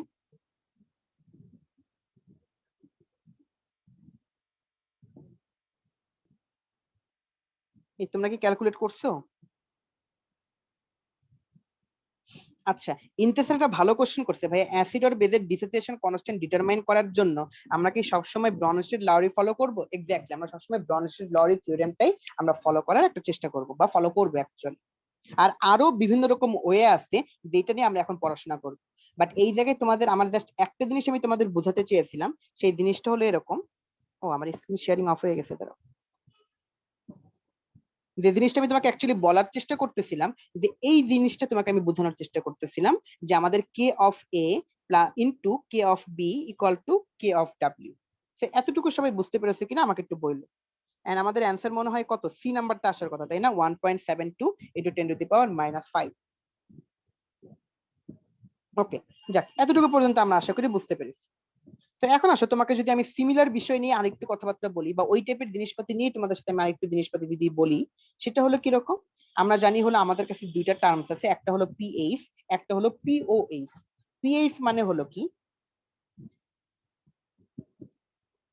পিএইচ বলতে আমরা যে জিনিসটা মেইনলি বুঝি, সেটা হলো আমাদের ওয়াটারের মধ্যে কতটুকু এইচ প্লাস আছে, মানে minus log of H plus ion. এই দেখো, পিএইচ মানে হলো কি minus log of H plus. তেমনি আমাদের আরেকটা কনসেপ্ট আছে যেটাকে আমরা বলি হলো পি অফ ওএইচ, যেটার মানে হলো minus log of OH minus. আর তেমনি আরেকটা টার্মস আছে যেটাকে আমরা বলি হলো পিকেডব্লিউ, পি অফ কেডব্লিউ, সেটার মানে হলো মাইনাস লগ অফ কেডব্লিউ। মানে সোজা ভাষায় পি অফ সামথিং মানে হলো minus log of something. Minus log of H plus কে বলি pH, minus log of OH minus কে বলি pOH, that kind of thing actually. তো যাই হোক, এই জিনিসটা যদি আমরা বুঝে থাকি খুব একটা প্যারা নাই। এখন একটা জিনিস নিশ্চয়ই আমরা জানি, যেটা তোমাকে কিছুক্ষণ আগে ম্যাথ করানোর জন্য করলাম, 25°C তাপমাত্রায় যে আমাদের কত, কেডব্লিউ এর ভ্যালুটা হলো 10⁻⁻42। আর অ্যাসিডিক সলিউশনে আমাদের কি হয়, এইচ প্লাস এর অ্যামাউন্টটা বেশি, আর বেসিক সলিউশনে আমাদের হাইড্রক্সিলের অ্যামাউন্টটা বেশি। সো এই যে দ্যাট কাইন্ড অফ থিং, এইটুকু যদি আমাদের কাছে মোটামুটি আইডিয়াটা ক্লিয়ার থাকে, এবং আমরা জানি যে আমাদের পিএইচ স্কেল হলো কত, 0 থেকে 14, 7 হলো কি নিউট্রাল। এই জায়গায় মনে হয় লেখাটা কোনো কারণে কম্প্রেসড হয়ে গেছে। আমরা জানি 7 হলো কি আমাদের নিউট্রাল, 7 এর চেয়ে কম মানে হলো সেটাকে আমরা বলি হলো বেস। আর যদি আমাদের 7 এর চেয়ে 7 এর চেয়ে যদি কম হয় সেটাকে আমরা বলি হলো অ্যাসিডিক, আর 7 এর চেয়ে যদি বেশি হয় সেটাকে আমরা বলি হলো বেসিক সলিউশন। এতটুকু পর্যন্ত টার্মস গুলো আমাদের কাছে খুব একটা প্রবলেমেটিক না। তো আসো, এটা যদি আমরা বুঝে থাকি, তাহলে কয়েকটা জিনিস তোমাদের কাছে আমি একটু ক্লিয়ার করব। ধরো আমাদের কাছে দুই রকমের অ্যাসিড আছে, একটাকে আমরা বলি হলো তোমার কি স্ট্রং অ্যাসিড, একটাকে আমরা বলি হলো উইক অ্যাসিড। ধরো আমি লিখে দিই, আমাদের কাছে আছে হলো কি স্ট্রং অ্যাসিড, আমাদের কাছে আছে হলো উইক অ্যাসিড। তো স্ট্রং অ্যাসিডের ক্ষেত্রে আমরা ডিরেক্ট এই সূত্রটা ইউজ করতে পারবো, পিএইচ মানে হলো minus log of H plus. Strong বেজের ক্ষেত্রে আমি ডিরেক্ট এই সূত্রটা ইউজ করতে পারবো, minus log of hydroxyl minus. But the problem remains when we get the weak acid or weak base. So এখন কথা হলো, উইক অ্যাসিড আর উইক বেজের ক্ষেত্রে কেন আমি সেগুলোকে উইক বলতে পারি, কারণ সেইগুলোর ক্ষেত্রে সেটা 100% ডিসোসিয়েটেড হয় না, মানে সেটা ওয়াটারের মধ্যে 100% পুরাপুরি কি সলিউবল না। তো তাহলে তোমরা বলতে পারো ভাইয়া তার মানে জিনিসটা হলো কিরকম ভাবে হয়, উইক অ্যাসিডের ক্ষেত্রে আমাদের ডিসোসিয়েশন রেটটা আমাকে বের করতে হয়। তোমার কথা হলো ভাইয়া জিনিসটা হলো কিরকম একটু বুঝান, আসলে তোমাকে আমি দেখাই। সেই ক্ষেত্রে যেখানে তোমাদের বইয়ের যতগুলো ক্যালকুলেশন দরকার সবগুলোই দিয়ে দেওয়া আছে, আমি সাইডে সবগুলো একটু রিপিট লিখে দিই, তাহলে তোমাদের বুঝতে সুবিধা হোক। যে আমরা যদি কখনো বের করতে চাই এইচ প্লাস এর অ্যামাউন্টটা, কারণ আমরা জানি হলো কি আমাদের পিএইচ মানে হলো কি minus log of H plus, and আমাদের এইচ প্লাস এর যে কনসেন্ট্রেশন সেটা উইক অ্যাসিডের ক্ষেত্রে বা উইক বেজের ক্ষেত্রে জিনিসটা হলো এরকম, H plus equal to alpha into C বা সি আলফা। এখন তোমরা বলতে পারো সি কোনটা, ওই সি হলো যে কনসেন্ট্রেশন আমাকে দিয়ে দেওয়া থাকবে 0.5 মোলার 0.1 মোলার। বাট আলফা কত, আলফা জিনিসটাকে আমরা বলতে পারি যে কতটুকু সেটা ডিসোসিয়েটেড হয়। কিছুক্ষণ আগেই তো আমরা কেপিকেসি করার সময় আলফা দেখে আসলাম। তো যেহেতু সেটা পুরাপুরি তোমার কি ডিসোসিয়েটেড হয় না, স্ট্রং অ্যাসিড না, স্ট্রং অ্যাসিডের ক্ষেত্রে আলফার ভ্যালু হলো 1, এজন্য আমি সরাসরি কনসেন্ট্রেশনটাকে ইউজ করতে পারি। বাট উইক অ্যাসিডের ক্ষেত্রে তো আলফার ভ্যালু 1 না, বা আমাদের সেটা 100% ডিসোসিয়েটেড হয় না। তো সেই ক্ষেত্রে আমাকে আলফার ভ্যালুটা ইউজ করতে হয়, এবং আমরা বলতে পারি এইচ প্লাস হলো কি সি আলফা। এখন দ্য কোশ্চেন ইজ, অনেক সময় কোশ্চেনে আলফার ভ্যালু ডিরেক্ট দিয়ে দেওয়া নাও থাকতে পারে, তখন তোমার কোশ্চেন হলো ভাই আমরা কিভাবে বের করতে পারি। হ্যাঁ, এই যে তার জন্য আমাদের একটা আলফা বের করার ক্ষেত্রে চমৎকার একটা ইকুয়েশন আছে, সেটা হলো কি কে এ। কে কিছুক্ষণ আগে আমরা দেখলাম, সেটা হলো কি অ্যাসিডের কনস্ট্যান্ট বা অ্যাসিডের dissociation constant, K equal to alpha square C. তেমনি বেজের ক্ষেত্রে আমরা বলতে পারি K B equal to alpha square C. তবে নিশ্চয়ই তুমি বুঝতে পারতেছো আমি চাইলে আলফাটাকে এইভাবেও বের করে ফেলতে পারি, কে অফ এ বাই সি। তাহলে আমাকে কে অবভিয়াসলি পরীক্ষায় দিয়ে দেওয়া থাকবে যদি আলফা দিয়ে দেওয়া না থাকে। যে কে যদি দিয়ে দেওয়া থাকে, কনসেন্ট্রেশন যদি দিয়ে দেওয়া থাকে, সেখান থেকে আমি আলফা ক্যালকুলেট করতে পারবো। দেন সেখান থেকে যদি আমি আলফা ক্যালকুলেট করে ফেলতে পারি, তাহলে আমি ইজিলি কি সি আলফা বা আমি বলতে পারি এইচ প্লাস আয়নের কনসেন্ট্রেশন পাবো, সেখান থেকে আমি পিএইচ ক্যালকুলেট করতে পারবো। তাহলে উইক অ্যাসিডের ক্ষেত্রে কাজটা কিভাবে করতে হয়, তোমরা কি আইডিয়াটা পেলা? বুঝতে পেরেছো বিষয়টা? আচ্ছা, গুড।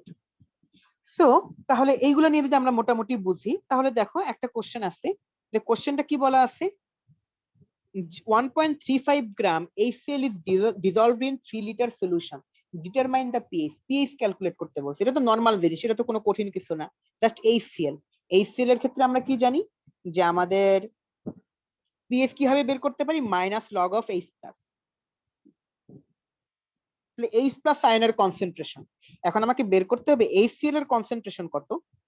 এটা আমরা কিভাবে বের করতে পারবো, 1.35 ডিভাইডেড বাই HCl এর কি মলিকুলার মাস। HCl এর মলিকুলার মাস কত হবে বলতো, 36.5, এন্ড ডিভাইডেড বাই, আমি যদি ভলিউম দিয়ে ডিভাইড করি 3, এই বলতো এন বাই ভি, এটা মানেই কি আমরা কনসেন্ট্রেশন বলতে পারি না? তাহলে এখন আমি যদি কনসেন্ট্রেশন পেয়ে দিই, বুঝতেই পারতেছি এটাই হলো কি আমাদের এইচ প্লাস আয়নের কনসেন্ট্রেশন। তাহলে এইটাই ইকুয়াল টু আমি বলতে পারি হলো আমাদের পিএইচ। বলতো বিষয়টা কি সবাই বুঝতে পেরেছো? মানে এখানে তোমাকে বলা আছে এত গ্রাম, বাট আমাদের তো দরকার নেই এত গ্রাম বা কত গ্রাম, আমাদের দরকার হলো কত মোলার সলিউশন, বা আমাদের দরকার হলো কনসেন্ট্রেশনটা। আর কনসেন্ট্রেশনটা কিভাবে বের করে, আমরা জানি হলো কনসেন্ট্রেশন মানে হলো কি এন বাই ভি। আমি তাই করছি, এন বসাইছি, ভি বসাইছি, কনসেন্ট্রেশন বের হয়ে গেছে। আর সেইটাই হলো কি আমাদের এইচ প্লাস এর কনসেন্ট্রেশন। ওকে, দেখ এতটুকু বিষয় একটু বুঝছি। আচ্ছা, তোমরা আমাকে একটু 1 মিনিট টাইম দাও, আমার একটু অফিস থেকে একটা কল আসতেছে, আমি একটু কলটা রিসিভ করি, আবার আমি করতেছি। আবার আজানও দিয়ে দিচ্ছে, তো আজানের জন্য আমরা একটু ব্রেক টাইম রাখতেছি, কেমন?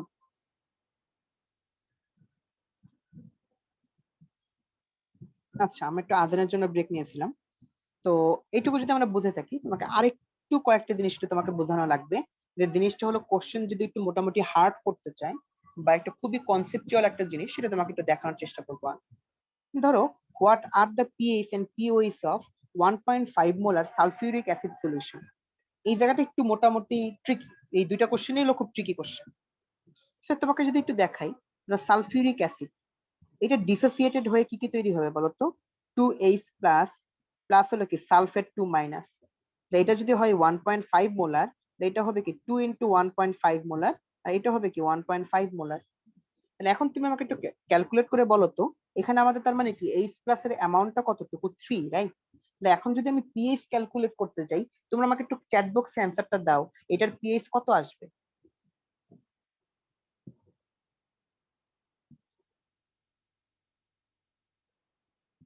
এটার পিএইচ যেটা আসবে সেটা কি কোনো মেক সেন্স করে কিনা আমাকে একটু বলি। দেখো তো ক্যালকুলেট করে পিএইচটা কত আসে। এক্স্যাক্টলি, যে অনন্যর বেরোয়েছে, যে আমাদের এই জায়গার পিএইচ আসে হলো তোমার কত, মাইনাস লগ অফ 3, বা আসে -0.47। এই বলো, তুমি তো প্যারা খেয়ে গেছো তাই না, যে ভাইয়া পিএইচ না হয় 0 থেকে 7 পর্যন্ত বা এরকম একটা ভ্যালু, তাহলে এটা তো আপনার আসতেছে হলো কি মাইনাসে, তাহলে এইটা কি ঠিক আছে আমাদের অ্যান্সারটা? এই টাইপের একটা কোশ্চেন পরীক্ষায় দিতে পারে। এটার ক্ষেত্রে কিছু লজিক আছে, লজিক হলো কি জানো, পিএইচ মানে হলো যে সেটা শুধু 0 থেকে 14, বিষয়টা আসলে এরকম না। মানে পিএইচ স্কেল মানে হাইড্রোজেন আয়নের কনসেন্ট্রেশন তো যা ইচ্ছা তাই হতে পারে, বাট আমাদের রেগুলার ক্যালকুলেশনের জন্য বা নর্মাল ডে টু ডে লাইফের জন্য আমরা ইউজ করি হলো 0 থেকে 14। তাহলে তোমাকে যদি পরীক্ষায় আসে যে এইটা সম্পর্কে মন্তব্য দাও বা এটা সম্পর্কে ডিসকাশন করো, তাহলে তোমার অ্যান্সারটা কিরকম হবে? অ্যান্সারটা হলো, জিনিসটা থিওরিটিক্যালি কারেক্ট আছে, জিনিসটা থিওরিটিক্যালি কারেক্ট, বাট আমরা ল্যাবরেটরিতে এত কনসেন্ট্রেশনের অ্যাসিড বা বেস ইউজ করি না। I repeat, the thing is theoretically correct, but we don't use this much concentration in our laboratory. আশা করি বিষয়টা সবাই বুঝতে পেরেছি। ওকে, গুড। তার মানে আমাদের যে খুব বেশি কনসেন্ট্রেশন থাকে, তার ক্ষেত্রে পিএইচ বা পিওএইচ সেটা কি হতে পারে, চেঞ্জ হতে পারে, মানে কি 0-র নিচে চলে যেতে পারে, 14 এর চেয়ে বেশি হয়ে যেতে পারে, ইত্যাদি ইত্যাদি হতে পারে। দেন সিমিলারলি আরেকটা কোশ্চেন হলো, যে what is the pH for 10⁻⁻8 molar sulphuric acid. তার মানে এখানে হলো সালফিউরিক অ্যাসিডটা কিরকম থাকবে, যে 2H প্লাস, তার মানে আমরা বলতে পারি 2 ইন্টু 10⁻⁻8। তো তোমরা এখানে একটু ক্যালকুলেট করে দেখো তো পিএইচটা কত আসে।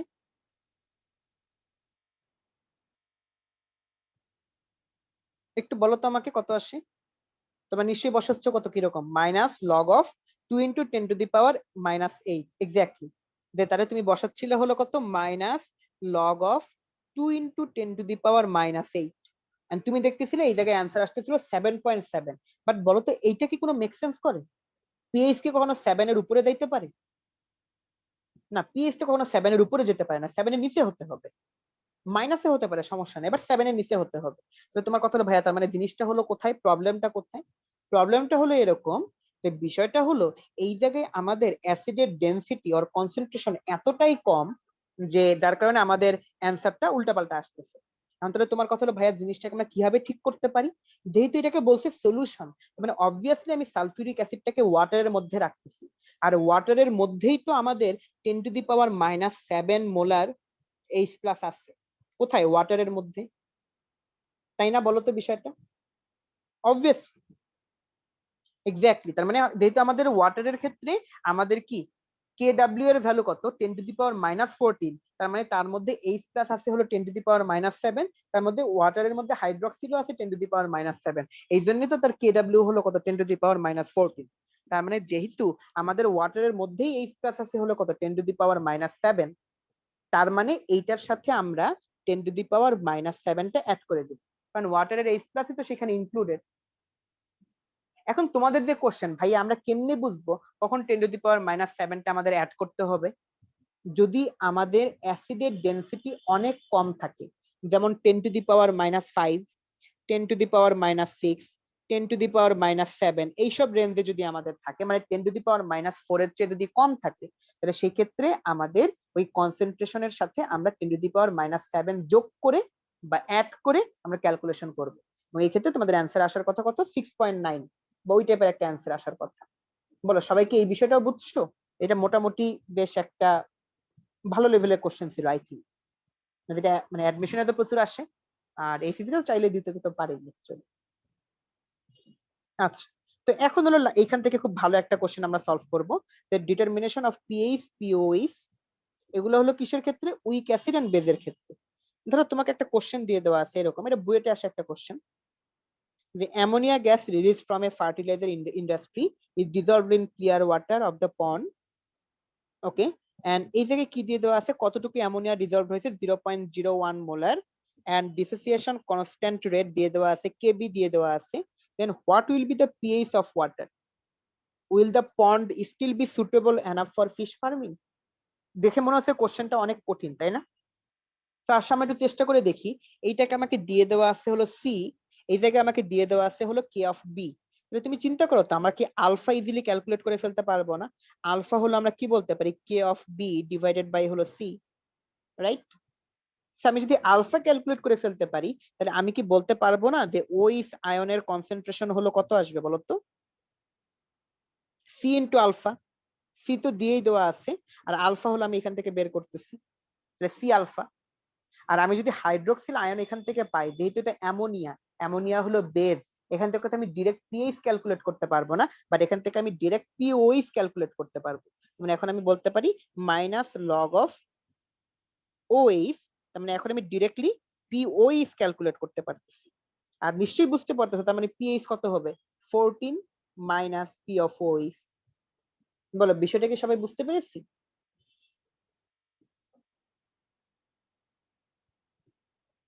আচ্ছা, গুড। সো লিটারালি অনেক টাইপের কোশ্চেনে আমরা সলভ করলাম, সেটা হলো কি অ্যাসিড এন্ড বেস নিয়ে।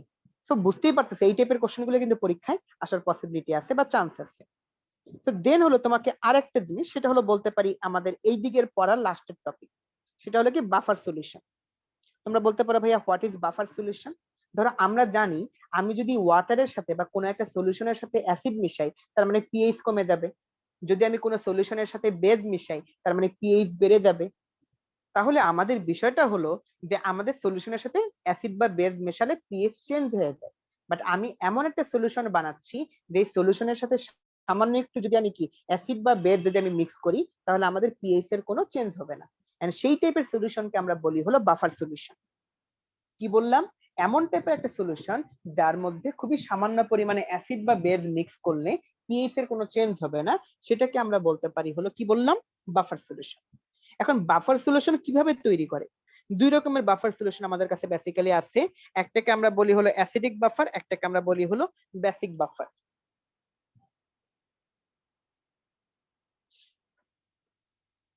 আচ্ছা একটু ওয়েট করো। ওকে, তো আমরা এই জায়গায় যে জিনিসটা আমরা বলতেছিলাম যে আমাদের দুই রকমের যে কি আছে বলতো সলিউশন আছে বাফার সলিউশন, একটাকে আমরা বলি অ্যাসিডিক বাফার সলিউশন, একটাকে আমরা বলি হলো বেসিক বাফার সলিউশন। এখন আসলে অ্যাসিডিক বাফার সলিউশনের ক্ষেত্রে বিষয়টা হলো কি রকম, অ্যাসিডিক বাফার সলিউশনে আমরা একটা উইক অ্যাসিড ইউজ করি। এই জিনিসটা সবাই একটু খুব মনোযোগ সহকারে শোনো। একটা উইক অ্যাসিড হতে পারে CH3COOH। এখন এই উইক অ্যাসিডের সাথে যদি আমি একটা স্ট্রং বেজের রিঅ্যাকশন করাই, স্ট্রং বেজ হতে পারে সোডিয়াম হাইড্রোক্সাইড, তাহলে সেখান থেকে আমাদের তৈরি হবে হলো কি CH3COONA, একটা সল্ট প্রডিউস হবে। আমরা করি কি জানো, সেই সল্টটা আর এই উইক অ্যাসিডটা, এই দুইটার মিক্সচারকে আমরা বলতে পারি হলো কি acidic buffer solution. I repeat, weak acid আর স্ট্রং বেজের যে রিঅ্যাকশনটা হবে, সেখানে আমাদের যে সল্ট পাবো, সেই সল্ট আর উইক অ্যাসিড এই দুইটার মিক্সচারকে আমরা বলতে পারি হলো কি অ্যাসিডিক বাফার সলিউশন। তাহলে তোমরা আমাকে একটা সিম্পল কোশ্চেনের অ্যান্সার দাও তো, যে এই জায়গায় আমাদের অ্যাসিডের অ্যামাউন্টটা কি বেশি হতে হবে নাকি কম হতে হবে যখন আমি অ্যাসিড আর বেজের রিঅ্যাকশনটা করাবো? বেশি হতে হবে, এক্স্যাক্টলি। যদি আমাদের অ্যাসিডের পরিমাণটা বেশি হয়, তার মানে অ্যাসিড আর এই সামান্য পরিমাণে কি বলতে পারি যে বেজ আছে, তারা রিয়াক্ট করে আমার কি তৈরি করবে, সল্ট তৈরি করবে, আর অ্যাসিড তো বাকি রয়েই গেছে। তখন আমি অ্যাসিড আর এই সল্ট, এই দুইটার অ্যামাউন্টকে বা এই দুইটার মিক্সচারকে তখন আমি বলতে পারবো হলো অ্যাসিডিক বাফার সলিউশন। বুঝতে পারছো বিষয়টা সবাই? এন্ড সিমিলারলি আমি যদি তোমাকে বেসিক বাফার সলিউশনটা দেখাই, সেক্ষেত্রে আমাদের কি হবে, ধরো আমার কাছে আছে হলো একটা বেজ একটা বেজ যদি আমি হিসাবে লিখি অ্যামোনিয়াম হাইড্রোক্সাইড। অ্যামোনিয়াম হাইড্রোক্সাইডের সাথে আমি একটা স্ট্রং অ্যাসিডের রিঅ্যাকশন করাচ্ছি, দ্যাট ইজ কল্ড HCl। তাহলে রিঅ্যাকশন করলে সেটা তৈরি করবে হলো অ্যামোনিয়াম ক্লোরাইড। দেন আমি সেই সল্টটা আর এই উইক বেসটা, এই দুইটার মিক্সচারকে আমি বলতে পারি হলো বেসিক বাফার সলিউশন। তাহলে এই যে অ্যাসিডিক বাফার সলিউশন আর বেসিক বাফার সলিউশন, এই দুটো কি তোমরা বুঝতে পেরেছো? ওকে কুল। তো এখন আসো, এই যে আমরা যে বলতেছি যে এই যে আমাদের অ্যাসিডিক বাফার আর বেসিক বাফার, এগুলোর পিএইচ ফিক্স থাকবে, চেঞ্জ হবে না। বাট এই ফিক্সড পিএইচটাই কত, সেটা আমরা কিভাবে ক্যালকুলেট করি, তার জন্য আমাদের একটা ইকুয়েশন আছে। সেই ইকুয়েশনটাকে আমরা বলি হলো কি হ্যান্ডারসন হ্যাসেলবার্গ ইকুয়েশন, মানে সায়েন্টিস্টদের নাম অনুসারে। বাট এই ইকুয়েশনটা কিরকম আসে একটু দেখি।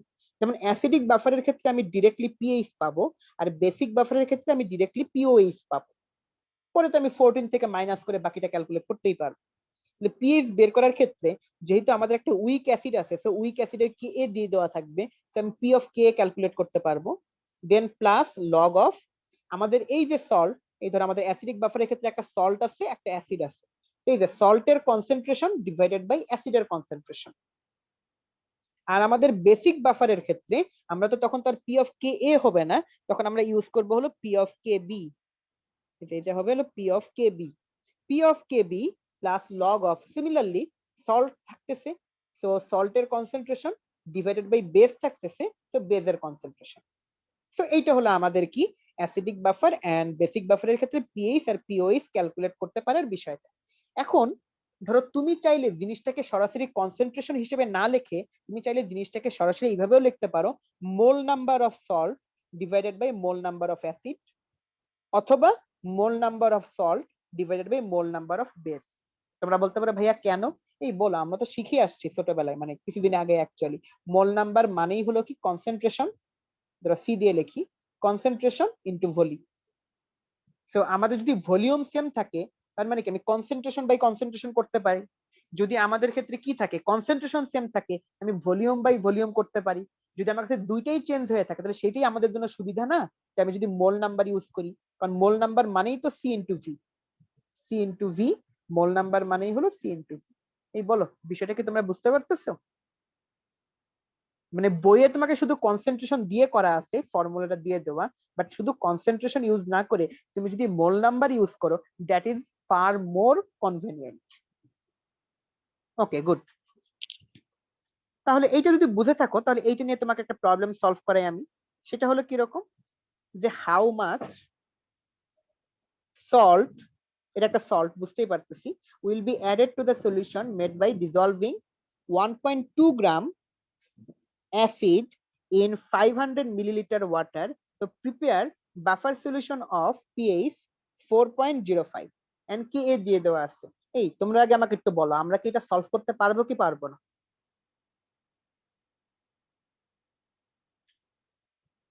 আচ্ছা পারবো, তাহলে আসো আমি একটু আগে সূত্রটা লিখি। বুঝতেই পারতেছি এটা acidic buffer solution, so this would be like pH equal to P of Ka plus log of, আমরা কি বলতে পারি, মোল নাম্বার অফ সল্ট, উপরে একটা সল্ট হয় তাই না, CH3 কু না, রাইট, আর নিচে হবে N অফ অ্যাসিড CH3COOH। আসো এখন যদি আমি ভ্যালু গুলা বসাই, আমাকে বলছে পিএইচ কত হতে হবে, 4.05, সো এটার অ্যান্সার আসবে 4.05। পি অফ কে বের করা নিশ্চয়ই কোনো ব্যাপার না, এটা আসবে হলো মাইনাস লগ অফ 1.8 ইন্টু 10⁻⁻5। এখন হলো লগ, এখন আমাকে সল্টের কিছু দিয়ে দিচ্ছে না, সল্ট বের করতে বলছে, তাহলে আমি কি অবভিয়াসলি বের করতে পারবো না, বলছে কতটুকু, তার মানে W of CH3COONA divided by হলো এইটার মলিকুলার মাস, সো মলিকুলার মাসটা আমি বের করতেই পারবো, এম অফ CH3COONA। এন্ড এই জায়গায় আমাদের আছে হলো কি অ্যাসিড, এন্ড কি বলা আছে, dissolving 1.2 gram acid in 500 millilitre water, এইটার মোল নাম্বারটা কত হবে বলো তো আমাকে। এই জায়গায় মোল নাম্বার যদি আমি বের করতে চাই সরাসরি, আমাদের তো ওয়াটারটা লিটারেলি লাগতেছেই না, আমি সরাসরি এখান থেকে মোল নাম্বার বের করে ফেলতে পারবো 1.2 গ্রাম, রাইট। তাহলে এখন যদি আমি লিখি হলো 1.2 gram divided by molecular mass of CH3COOH, তাহলে কিন্তু আমি মোল নাম্বারটা পেয়ে যাচ্ছি। তাহলে আমাকে এখানে সব দিয়ে দেওয়া আছে, শুধুমাত্র আমাকে বের করতে হবে হলো এই ডাব্লিউটা। এই বলো সবাই কি বিষয়টা বুঝতে পেরেছি?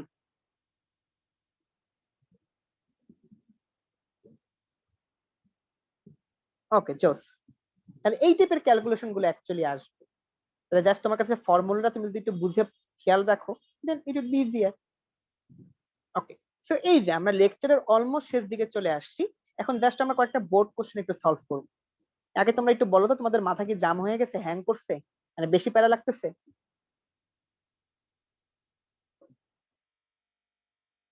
মানে 2 ঘন্টা ক্লাস করছি, একটু প্যারা লাগার কথা? আচ্ছা ইন্টেন্সিভ বলতে একটু প্যারা লাগতেছে, তো আমি তোমাকে একটু কয়েকটা কোশ্চেন দেখাই যেগুলো আমরা সলভ করে আসছি অ্যাকচুয়ালি, মানে সলভ করে কিছু নেই, সলভ করে আসছি। এখন তোমাকে ধরো জিজ্ঞেস করছে which one is stronger among nitric acid and phosphoric acid, দুইটার মধ্যে কোনটা স্ট্রঙ্গার, এটা কি তোমরা জানো? যে চ্যাপ্টার 3 পড়লে এটা তোমাদের পারার কথা। এখন আমরা সবসময় কি বের করার চেষ্টা করি বলতো, অক্সিডেশন নাম্বার। প্রথমে অক্সিডেশন নাম্বার যদি আমি বের করি, দেখি নাইট্রোজেনেরও আসতেছে কত +5, আর আমাদের হলো কি ফসফরাসের ক্ষেত্রেও আসতেছে হলো কত +5, বাট তখন আমরা চেক করে দেখি হলো কি কোনটা স্মলার, কোনটার আমাদের সেন্ট্রাল অ্যাটমটা স্মলার। যেহেতু আমাদের নাইট্রোজেনের সেন্ট্রাল অ্যাটমটা হলো স্মলার, তাহলে আমরা কি বলতে পারি বলতো, বা ইলেকট্রোনেগেটিভিটি বেশি, সো যারটা স্মলার তার ইলেকট্রোনেগেটিভিটি বেশিই হবে, তো আমরা সেই হিসেবে বলতে পারি হলো কি নাইট্রিক অ্যাসিড আমাদের বেশি পরিমাণে স্ট্রং। নেক্সট হলো বলছে determine the pH solution of pH of solution 2, তাহলে সলিউশন 2 এটাকে আমাকে সোডিয়াম হাইড্রোক্সাইড দিয়ে দিয়েছে 15 মিলিলিটার, 2 মোলার সোডিয়াম হাইড্রোক্সাইড। বলতো এটার পিএইচ বের করা কি কোনো কঠিন আমাদের জন্য? মাইনাস লগ অফ ওইস পিওইস বের করতে পারবো, সেখান থেকে পিএইচ ক্যালকুলেট করতে পারা, মানে এগুলো তো আজকের ক্লাসেই করে আসছি, মানে সেগুলোই আর কি আমি দেখানোর চেষ্টা করছি যে আমরা আসলে বোর্ড কোশ্চেন গুলো পারি। এরপরে বলা আছে pH of solution 3 doesn't change if little amount of H+ or hydroxyl minus is added. তো এই যে তার মানে আমি বুঝতেই পারতেছি আমাদের 3 নম্বরটা হলো কি আমাদের একটা বাফার সলিউশন। তো বাফার সলিউশনের আমাদের কিভাবে তৈরি হয়েছে এটা বাফার, তো বুঝতেই পারতেছি 1 আর 2 যদি আমি মিক্স করি, তার মানে আমাদের থাকতেছে হলো CH3COOH, তার সাথে যদি আমি NaOH মিক্স করি, আমাদের তৈরি হচ্ছে কি CH3COONA। তাহলে এই দুটার মিশ্রণকে কি আমি অবভিয়াসলি কি বলতে পারি বলতো, বাফার সলিউশন। আর যেহেতু বাফার সলিউশন তার মানে এদের আর চেঞ্জ হবে না। Okay, that is the thing actually. তারপরে আসো তোমাকে যদি আমি আরেকটা জিনিসপাতি দেখাই, যেমন এইখানে তোমাকে এখন বলছে determine the molar concentration of H+ ion in beaker A, তাহলে এ নম্বরের মধ্যে H+ আয়ন ক্যালকুলেট করতে বলছে। তুমি চিন্তা করো তোমার এখানে সি দিয়ে দেওয়া আছে, তোমার এখানে কে এ দিয়ে দেওয়া আছে, তুমি বলো তো তুমি কি এখন কি বের করতে পারবা না, আলফা বের করতে পারবা না? আর তুমি যদি আলফা বের করে ফেলো, তুমি যদি এখন সি আলফা ক্যালকুলেট করে ফেলো, তাহলেই কি তোমার H প্লাস আয়নের কনসেন্ট্রেশনটা বের হয়ে গেল না? সেই কাজটা আমরা করছি। এখন তোমাকে বলছি ডি নাম্বারে analyse the nature of the mixture of the solution A and B বা ডিটারমাইনিং পিএইচ। মানে বুঝতেই পারতেছো দুইটাকে মিক্স করলে আমি একটা বাফার সলিউশন পাবো এন্ড সেটার পিএইচ ক্যালকুলেট করতে বলছে। তার মানে লিটারালি বাফার সলিউশনের যে পিএইচ, বাট বাফার থেকেই ম্যাক্সিমাম কোশ্চেন গুলো পরীক্ষায় আসছে। আবার তোমাকে দেখাই এই যে বিষয়টা, যে আরেকটা সলিউশন তোমাকে বলছে what is the degree of dissociation, মানে তোমাকে এখন বের করতে বলছে আলফার ভ্যালুটা। আমাকে দেখো যে আলফার ভ্যালু তো আমরা ক্যালকুলেট করতেই পারবো, আমাদের কোনো সমস্যা না, রাইট? নেক্সট বলছে what is the pH value of solution of A. তাহলে এ সলিউশনের ক্ষেত্রে আমাদের পিএইচ কিভাবে ক্যালকুলেট করতে হবে? তুমি চিন্তা করো সি দিয়ে দেওয়া আছে, আমার কাছে যদি সি দিয়ে দেওয়া থাকে, আমি যদি আলফা থাকে, তাহলে কি আমি পিএইচ ক্যালকুলেট করে ফেলতে পারবো? এখন আমার কাছে কে এ আছে, তাহলে কে এ থেকে আলফা বের করবো, দেন আমি কি minus log of C alpha করলে পিএইচ বের করে ফেলতে পারবো। এন্ড ডি নাম্বার কোশ্চেন তো সিমিলার কোশ্চেনই অ্যাকচুয়ালি, যেটা এর আগে আমরা অসংখ্যবার করে আসলাম, যে কি বলছে analyse the nature of the mixture of the solution, সেটা হলো কি এ এন্ড বি। তাহলে বুঝতেই পারতেছো এটা একটা বাফার সলিউশন। মানে সিমিলার কোশ্চেন, এটা দেখো এর আগেও কি কুমিল্লা বোর্ডের সেম কোশ্চেন, মানে রাজশাহী বোর্ডেও কি অলমোস্ট সিমিলার কোশ্চেন, জাস্ট হালকা একটু ডেটা চেঞ্জ করে দিচ্ছে, ইভেন অ্যানসারটাও সেম, একই কথাই। আরেকটা জিনিস তোমাকে যদি একটু করে দেখাই, এই জায়গায় একটু খেয়াল করো, বলা আছে ওয়াটার ইজ অ্যামফোটেরিক সাবস্টেন্স, এক্সপ্লেইন করো। যেমন তোমাকে কিন্তু আজকের ক্লাসে দেখাইছিলাম দুইটা রিয়াকশন, যে যখন আমি অ্যামোনিয়াকে ওয়াটারের মধ্যে ডিজলভ করতেছি, তখন অ্যামোনিয়া হচ্ছে হলো বেস, ওয়াটার হচ্ছে হলো অ্যাসিড। বাট যখন আমি সালফিউরিক অ্যাসিডকে ওয়াটারের মধ্যে ডিজলভ করতেছি, সালফিউরিক অ্যাসিড হচ্ছে হলো অ্যাসিড আর ওয়াটার হচ্ছে বেস।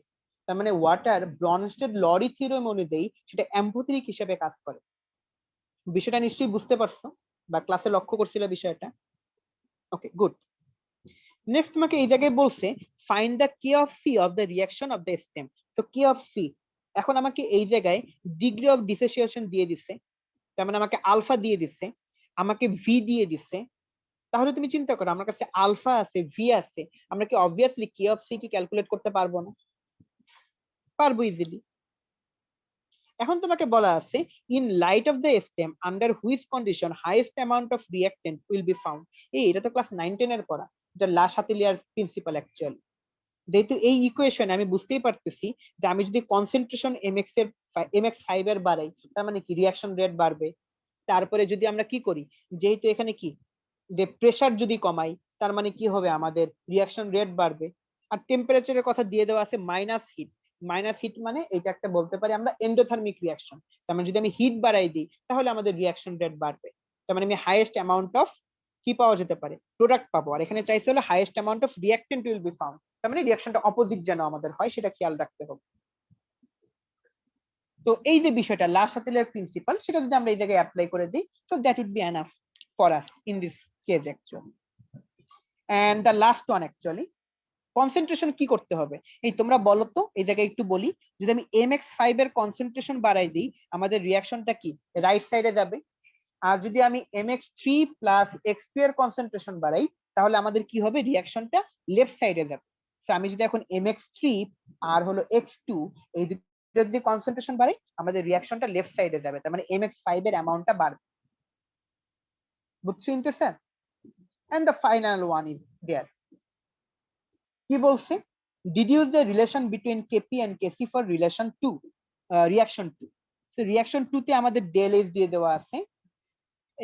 এখান থেকে আমাকে কি বলছে, কেপি এন্ড কেসি এর ইকুয়েশন গুলো আমাকে বের করতে, বা কেপি এন্ড কেসি এর মধ্যে আমাদের কি রিলেশনটা এস্টাবলিশ করতে। তো সেটা তো আমরা পারি, আমরা তো জানি কেপি ইকুয়াল টু কেসি, এটা তো আমরা জানি অ্যাকচুয়ালি, যে KP equal to KC R T whole to the power del N. আর নিশ্চয়ই তুমি জানো এখানে ডেল এনটা কত আসতেছে বলো তো, আমাদের যেহেতু কি 1 - 2, তাহলে আমাদের ডেল এন আসবে হলো এই জায়গায় কত -1। আর ডেল এন যদি আমাদের হয় কত -1, তাহলে তোমার তো ইজিলি আমরা কি বুঝতেই পারতেছি, তাহলে আমাদের জিনিসটা কিরকম ভাবে আসবে, KC K of C divided by R T. Simple, শেষ। এখন বলছে is the formation of AB5 exothermic or endothermic, explain in the light of the stem.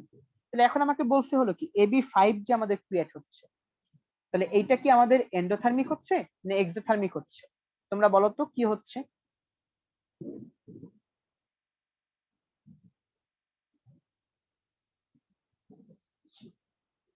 হুম, এটা তার মানে কি আমাদের AB5 এটা যে আমাদের ফর্ম করতেছে, মানে রিঅ্যাকশনটা আমাদের হচ্ছে হলো এক্সোথার্মিক রিঅ্যাকশন। জাস্ট আমরা কি ইকুয়েশনটা দেখলেই তো বুঝতে পারতেছি যেহেতু আমাদের কি হচ্ছে ডেল এস এর ভ্যালুটা আমাদের আসতেছে হলো কত মাইনাস। তো এই যে that kind of thing actually. তো বলতো এই যে বিষয়গুলো নিয়ে আমাদের অনেকগুলো বোর্ড কোশ্চেন দেখলাম, সিলেট, ঢাকা, রাজশাহী, কুমিল্লা, তারপর এটা অবশ্য রাজশাহী বোর্ডের আরো আগের কোশ্চেন। তো মোটামুটি বেশ কিছু কোশ্চেন আমরা সলভ করার চেষ্টা করলাম। তাহলে বলতো এই সবগুলাকে আমরা বুঝতে পেরেছি?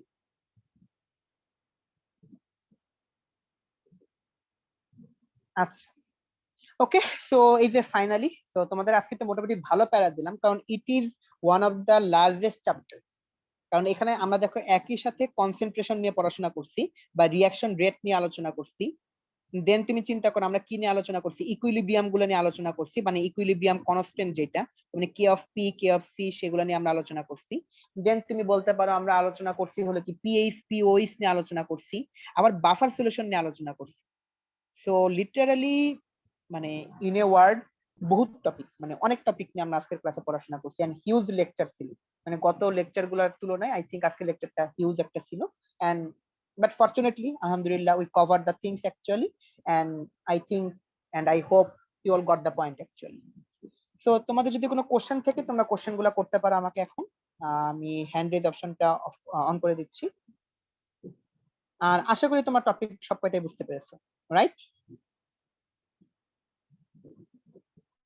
আচ্ছা, তো ভাইয়া কি কেউ আছেন? ওদের কি কেউ কি হ্যান্ড রেজ করতেছে? সবুজ ভাই আছেন? জি ভাই, আমি দিচ্ছি অন করে। হ্যাঁ, অন করা হয়ে গেছে। আচ্ছা, তো তোমাদের যদি কারো কোনো কোশ্চেন থাকে ইউ ক্যান আস্ক।